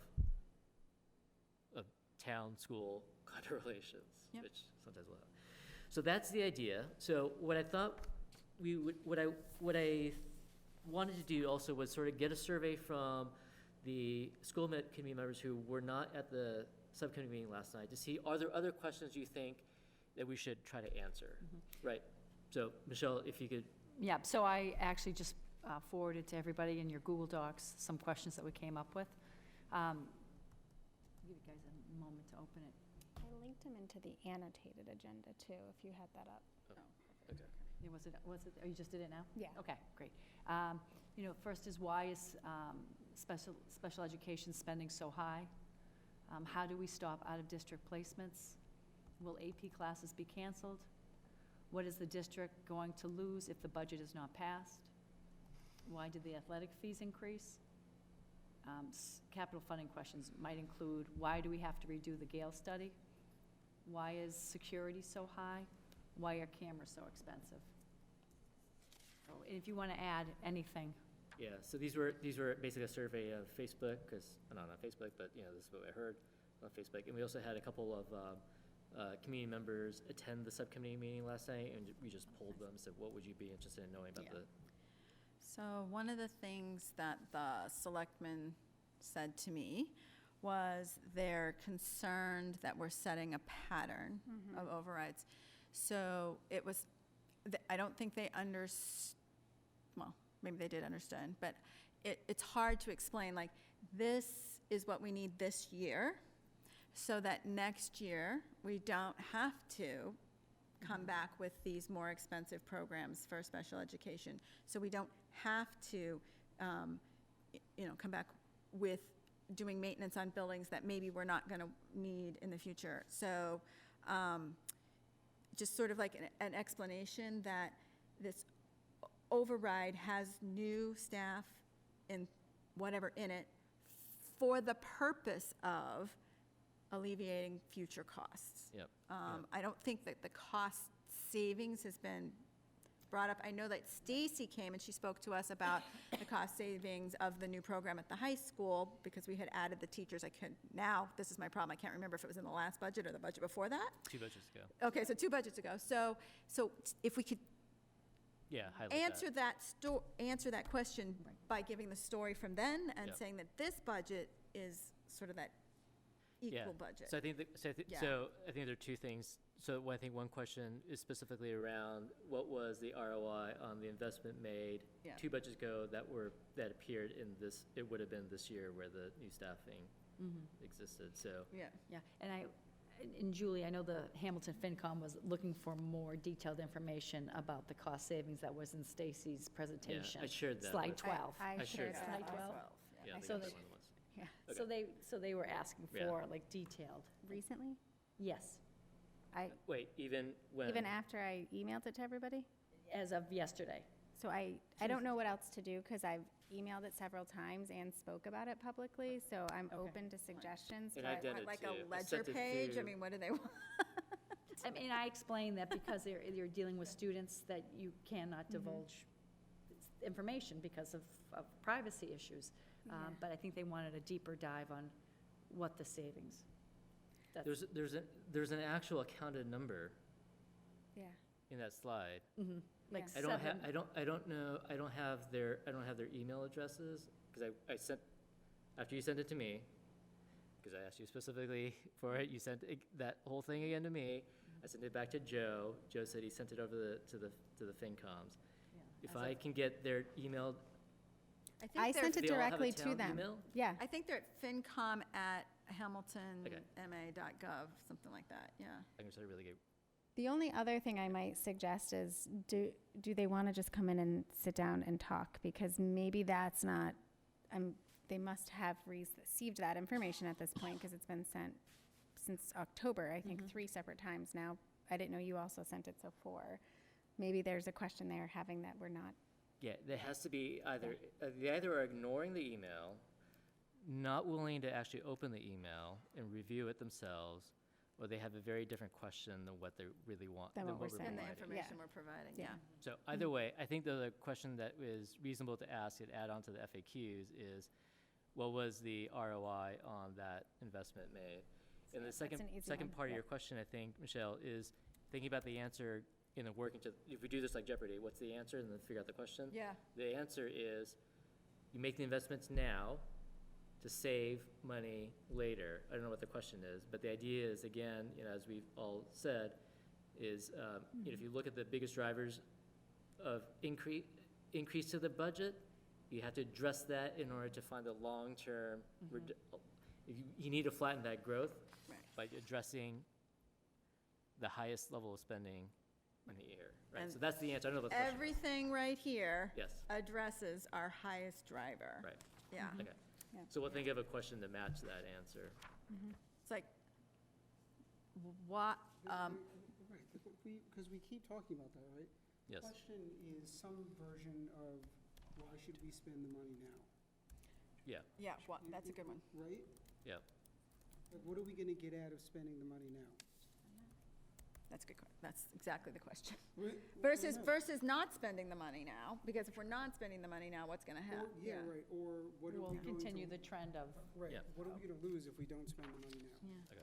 So something I was noticing is, this a budget allows us to, and, you're looking at all those things. Those don't add up to $1 million, which is,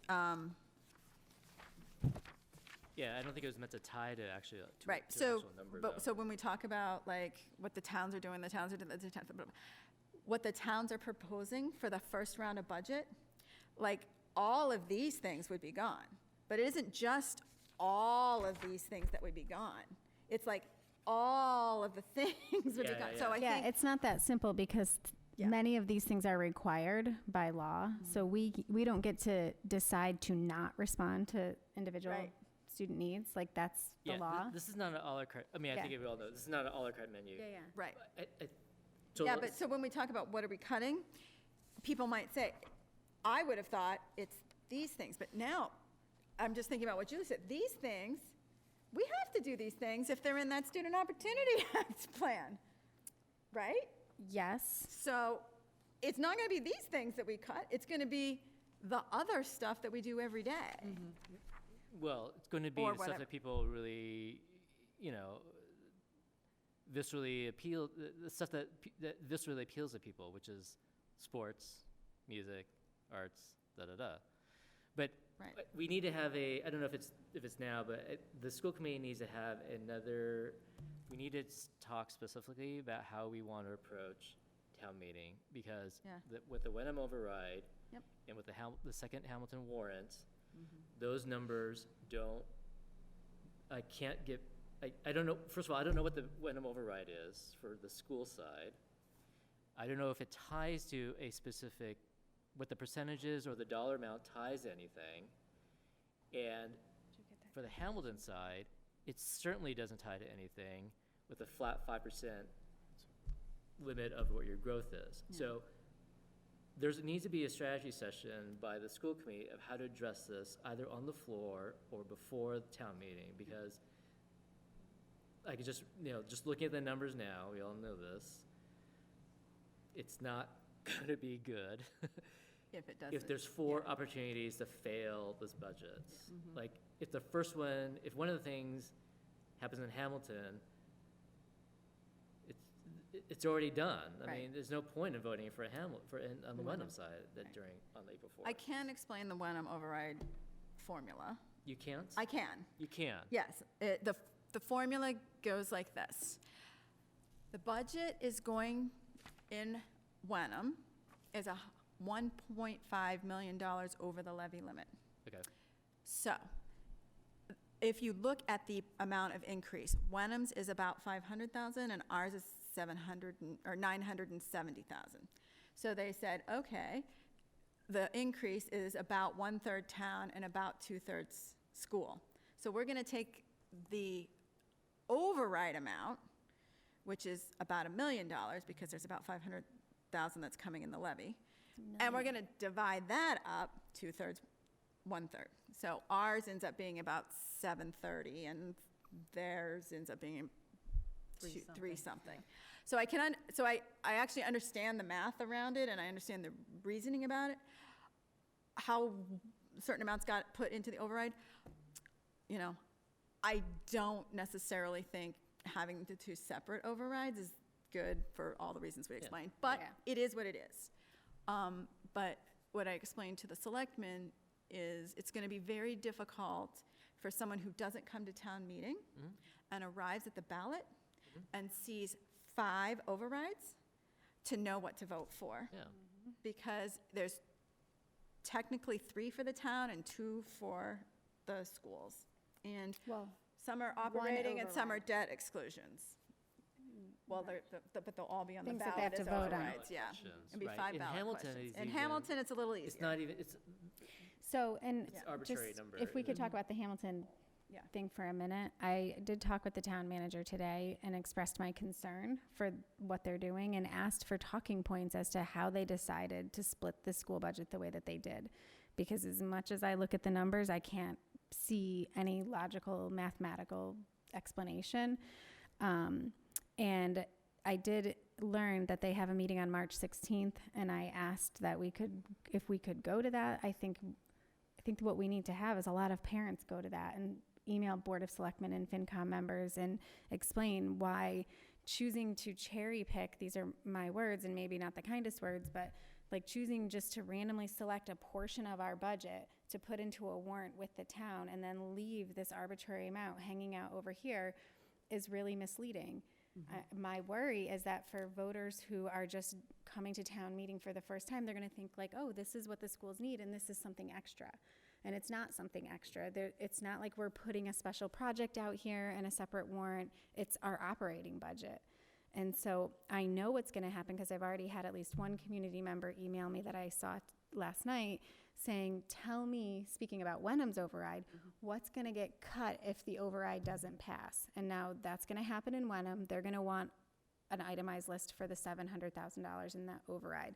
It's going to happen in Hamilton. Folks are going to want to know, if we don't pass the second warrant, what are we going to cut? That's not a question we can answer, nor should we be answering, because that's not how our budget was developed. So if either of those don't pass, I don't know what that means next for us, because it isn't just the dollar that you see in Wenham or the dollar that you see in Hamilton. You have to remember that we're a regional school district, and so it comes back to our whole budget, and then So, the recalculated. Hamilton warrants have been set, is that right? Do you Not know? yet. Not yet. That's why that meeting on the The 16th 16th is is- important. Okay. They're discussing it then, and I believe making it a decision. But what I was told is that the goal is to take the town budget with the school budget and 5% increase, so that's like 20 million, right? And put that on one warrant, and then there will be another school warrant out here that's like 607,000. And I said, why? Like, what is the rationale for that? So, And yeah. then what was said was that, well, that's about the amount that the deficit that you walked into was 608,000, so it's about that amount. And so what I said was, if that's the why, if that's the rationale behind the split, then it needs to be lower, because that wasn't all Hamilton's responsibility. It would have to be split using the assessment formula.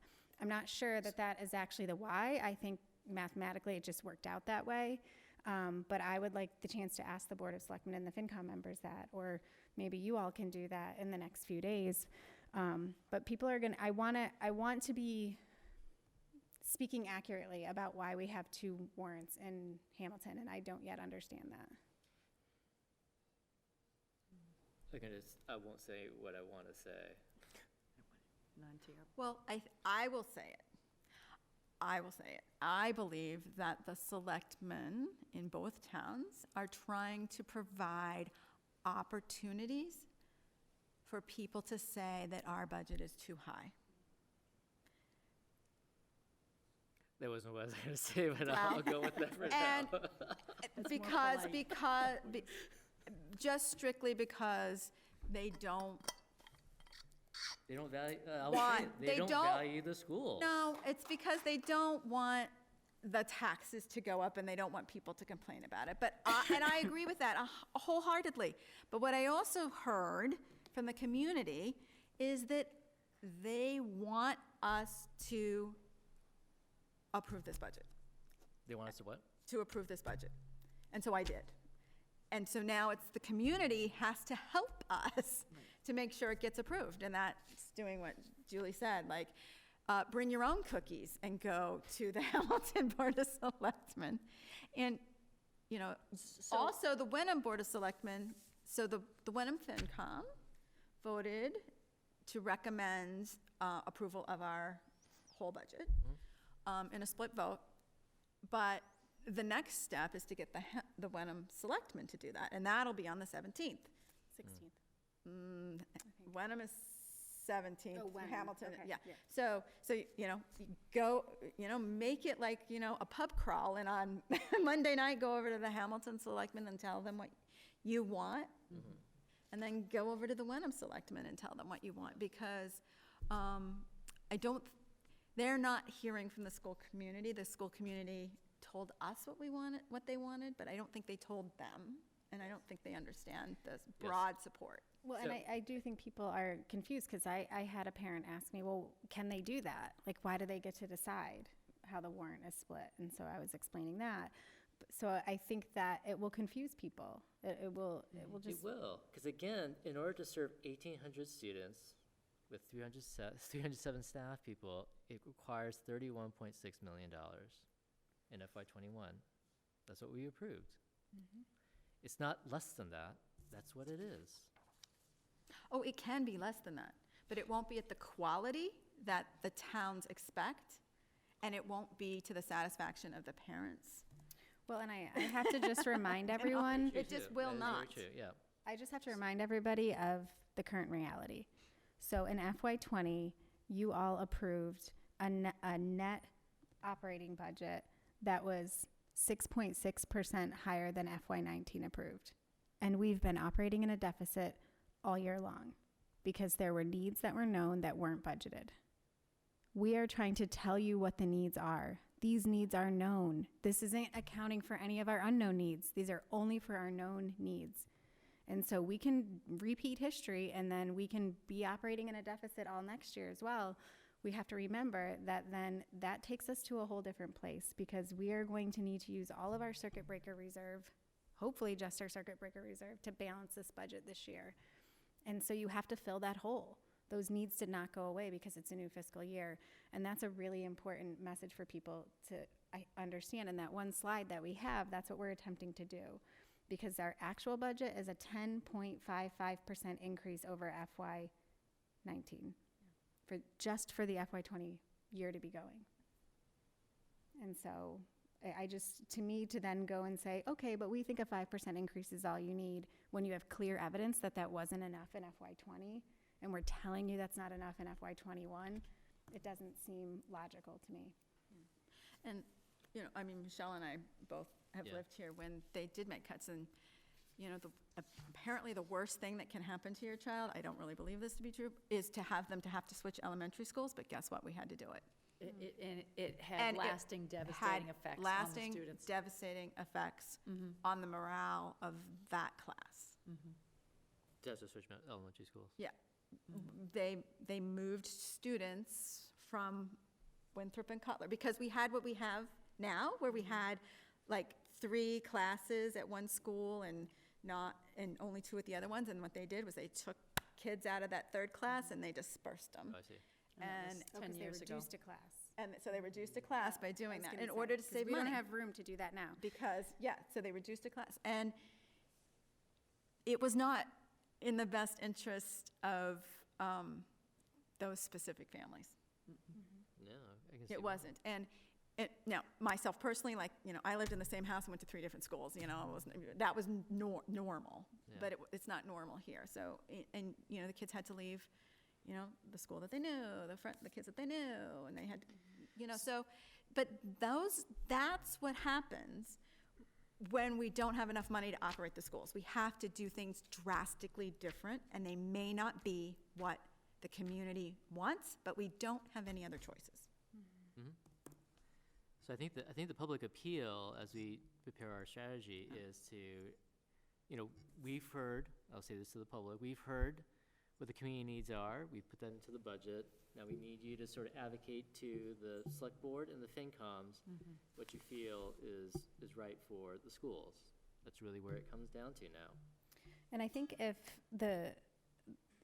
I don't want to say this on behalf of the board if it's not how you feel, but I'm wondering if you feel the way I do, that if the intent of having the 2 warrants is so that people could decide if they think the school budget is too high or not, then it should be on its own warrant. Yes, because I feel that. Don't split the budget. Because they're making up the numbers. They're making up the rationale. They're for making why up the they're splitting numbers. them. There's no rationale. I can't with a straight face tell you why it's right or good. I would never recommend it. But if No, you and want to we have shouldn't- 2 warrants, put the school If that's in how the it, town. if that's how it ends up, in the 2 warrants in Hamilton, I'm not defending that decision. Just like 2 years ago, I will make a motion on the floor to amend it to 1. If you're going to do that, be sure they know ahead of time. That makes them mad. If you don't tell them ahead of time, but There's but no, I mean, I could, but I'm- that I'm motion could still fail. kind at of, town meeting. I'm kind of, I'm kind of thinking what you just said is an interesting point, because if you put the warrant for the school separate, whether you vote, if you vote yes for 2, the answer is yes.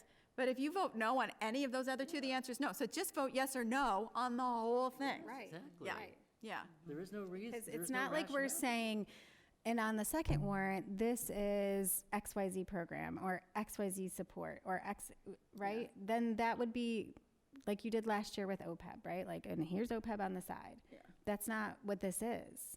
So No, it's not. if that It's not fails, in a Hamilton is not in a override position, at least Right. as far as I know. Yeah, But so, yes, I understand why it's in 2 warrants. It needs to be in 2 warrants because of the override. yeah. But that's not the situation in Hamilton. So, My so favorite statement, though, is you can vote no on this, but if you do, you're voting yes to come back and vote again.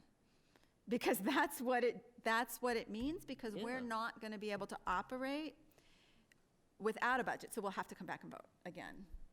So and it's just important for people to remember, because some people think they vote no and they're done, but that, if you vote no, you're voting yes to have another town meeting. Yeah, Yeah. you're right. And what Julie said, those that live in Hamilton, it is your right to email your select people and ask them why they're doing this. And you can even ask them to put, like Julie said, to put it on a separate warrant. Instead of They separate, yeah. represent us, so, and they need to hear from us. And people, we need to show up, everyone needs to show up at town meeting, too. Yeah, So, absolutely. but the first step is to email the selectmen. So on this, Yeah. go for it. we didn't put out a schedule of payment, right? A pay down schedule? Well, yeah, or even just that, like, I is do there a way actu- to just call out, like, FY '21, whatever it is, $15,000? Yeah. We do have an estimate I gave to Wenham today, so we could throw it on there. Yeah, if yeah, we but need just, to. and we don't even need the whole thing, but just like included in operating budget, $15,000, you know? Because, so that people don't think, oh, and now they also want another million? Are you kidding me? Because Right. it's not a million.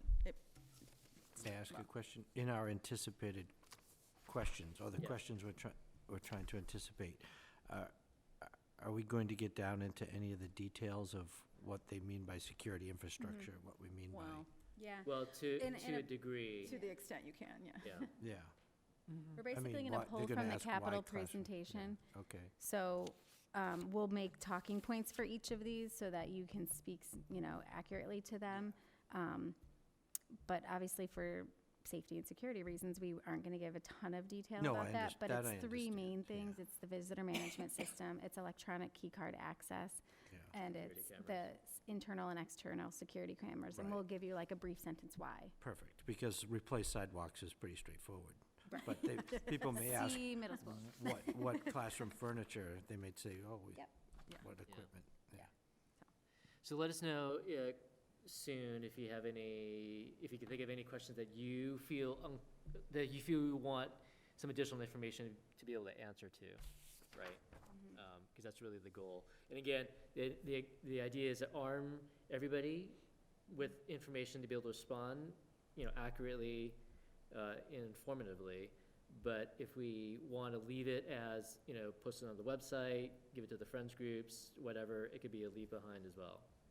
People who would want to organize to speak at town meeting, Yep. could use this to say, you're going to speak to this, you're going to speak Right. to that, you're going to speak to this, and after 7 of us speak, then we'll call for a vote. We want high information voters. Yeah. Yep. I liked your 3 documents, they were great. Yeah, thank you. Next meeting, April 7th. I got Carlton on the meeting. I don't know But what you'll the be agenda meeting is. before that, because that'll be after town meeting. No, but it's before the next vote. We've snuck No, in- no, no, but you'll be meeting before that to finalize these questions, right? No, our staff are gonna answer Oh, these okay. questions for Yeah. all of you. Okay, Yeah. okay. All right, so this, okay. So, So may I ask another question? If folks ask, you know, can you trim any more, we can't, right? Now we're laying into, we have no place to go but into staff. So the next areas of reduction are people and programs. Yeah, exactly. And so I'm not or gonna increase say, fees. well, to me, that's programs, but, yes, we could increase fees. You know, this isn't the leanest budget ever. I think we've been on this job in this role for 6 months, and we've made a lot of decisions and reductions, and we've got in terms of discretionary, it's as lean as it can be. In terms of personnel, could it be leaner? It could, but there's implications of all of that. And it would not be wise for us to make those decisions hastily, and we really need to give ourselves a chance to implement this budget and stabilize the district, because all year long working under a deficit, that really does change people's thinking about what they need and why they need it and how we're going to operate. Plus, we have a lot of things going on right now in terms of studying the district with our early literacy data team, really looking at that. So we don't want to make swift decisions before we deeply understand what the root cause analysis results are going to be. Also looking at our multi-tiered support system, that work that's going on, and our special education case studies that are going on. So to start trimming personnel before we have answers is not going to help us ensure that we're solving the right problem, and we could end up right back here asking for the very same things that we're reducing now. And there's implications to that. There's a human side to this. It's not just numbers on paper. That's exactly the point I'm trying to make. There's no room to go anywhere with 84% of our budget is either contractual, legal, or healthcare, right? Or maybe I'm missing something, people. People, it's all people. Okay. So, do we know when the FAQs are gonna be done? When would you like them done? Not tomorrow morning, but, okay. So, See, I 9 guess o'clock. you're going to Rotary Friday, is that the next meeting? Yes. Yeah, so I guess maybe after Rotary, because maybe you'll have more questions to put on that. I have some time tomorrow that I can start to work on it, but we're gonna kind of divide and conquer. So if we had them on Friday, that'd give all of us. Yeah, and again, we're looking for, not like, paragraph answers, because, Friday. Yeah. we need to be able to sort of be snappy 3 with it. sentences like each? bullets. Yeah, even probably less than Yeah. that, Okay. right? Yep. Yeah, I can help you copy edit it if you need to, Yes, we take all the editing support we can get. yeah. Okay. Vinny and I are never winning the spelling bee. Me either. I'm also not the verb, making sure that the thes and a's and all of that in there. I'm not gonna win that one. That one, I'm not gonna be good on that, as you well know. All right, so policy, yay. So good news for all of you. We finished policy section H at our last meeting, and we just finished policy section G, which we'll have for you for our next meeting. And H is a lovely 3 policies, which we did not even have this section on negotiations. So these are all new, Cool. all from the MESC. They're all just about, what we can negotiate. So, only one that personally I feel like we might want to highlight is the last one. So, while the school committee is responsible for doing the negotiations, this policy would allow us to hire a third-party negotiator to bargain in good faith for us, which is an allowable way of doing the negotiations, cited there. And the advantages to hiring a third party, and a school committee would not have to, but it would allow them to. The advantages of, we debated, of a third-party negotiator is that that person could gather data for us. They would also be someone who, you could talk to, get ideas off of, and then they could go and negotiate. And it also doesn't put the superintendent in sort of an adversarial position, or even us in an adversarial position with the staff, because we're not doing the actual face-to-face negotiating. And a third party would be someone that we would hire, so we would have more sort of like back and forth with them kind of thing, so. Would this person be like a labor lawyer, like a It would, something like that? oftentimes it is a lawyer. Yeah. Okay. Got it. That's good. I think it makes sense. But it does not obligate the committee to Yeah. that. It just gives them Yep. the authority The to option do to it. do it. Yeah, it's just like, we haven't been obligated to buy land, but we have the authority to do it if we Yeah. wanted to, so. Eminent domain. I still like that idea. Yeah. Just keeps coming round. I know. I wish I could exercise that. My last gas, last day. 2 I'll make a weeks. motion to do Yeah. eminent domain. I think we did more study. So, did anybody read these and feel that they had anything they wanted to give us input on? The next ones, I guarantee you, will have more to them, but, okay. I thought these were good. All right, so we'll put those on the schedule for a second reading. Yep. We are now at a negotiations subcommittee update. Yep, so we met on yesterday. Yeah. Yes, this week is the longest week ever. And we have started to evaluate the contracts with our teachers, our great teachers, and we're just making our way through it, and we're going to continue at our next meeting. All right, so we have a consent agenda. Does anybody want to pull anything from the consent agenda? Okay, so you can make Okay, a I make a motion. motion that we. Oh, wait. Did you vote on the first reading of policy H? No, because there was no feedback. You don't have to vote. You don't have to vote to, All yeah. right, sorry. Yep, that's good. So we'll have a motion to approve the consent agenda. I make a motion that the Hamilton Wenham School Committee accepts the consent agenda as presented in the agenda. Second. Jean has seconded. I guess there's no discussion. Consent agenda, all in favor? All right, that is unanimous, 5 votes. Okay. So the next thing is topics for future meeting. So Oh, do we have to approve the Minutes. meetings, executive? or is that was part of consent. Okay. Part of consent, yeah. So we already know field trip. What else do we know? So far, I have first reading of policy section G, second reading of policy section H, the SOI approval, the trip review and decision-making for the Spain trip, DC trip, and Disney trip. And then you'll also have the Student Opportunity Act plan approval. So far. And possibly an interview. That sounds like a big agenda, okay. And then we need Can we- town meeting strategy. Town meeting strategy, yeah, can you delay G? That's just too big. Delay. Yeah, delay that a meeting, that's too big. Okay. This is the meeting on the 18th, right? Yeah. Mhm. Yeah. Town meeting strategy, did you say? Mhm. Yeah. Because by that time we will have known More information, yeah. from Hamilton and Wenham what their Mhm. intent is. And I'll find out from Bruce Ramsey what the protocol is for speaking. We had asked that question yesterday. Who can Right. speak? Yeah. By law, the superintendent is allowed to address the town meeting regarding the budget. And she can answer she can answer questions? I do believe that is by law, but we could verify. there I you go. know by law, she is allowed to present. Okay. I'm already thinking And about address. it. No, but I still, Yeah. if we need it, I'm still a voting registered voter of Hamilton, and I'll do what we need to do. Next year, I'm a private citizen.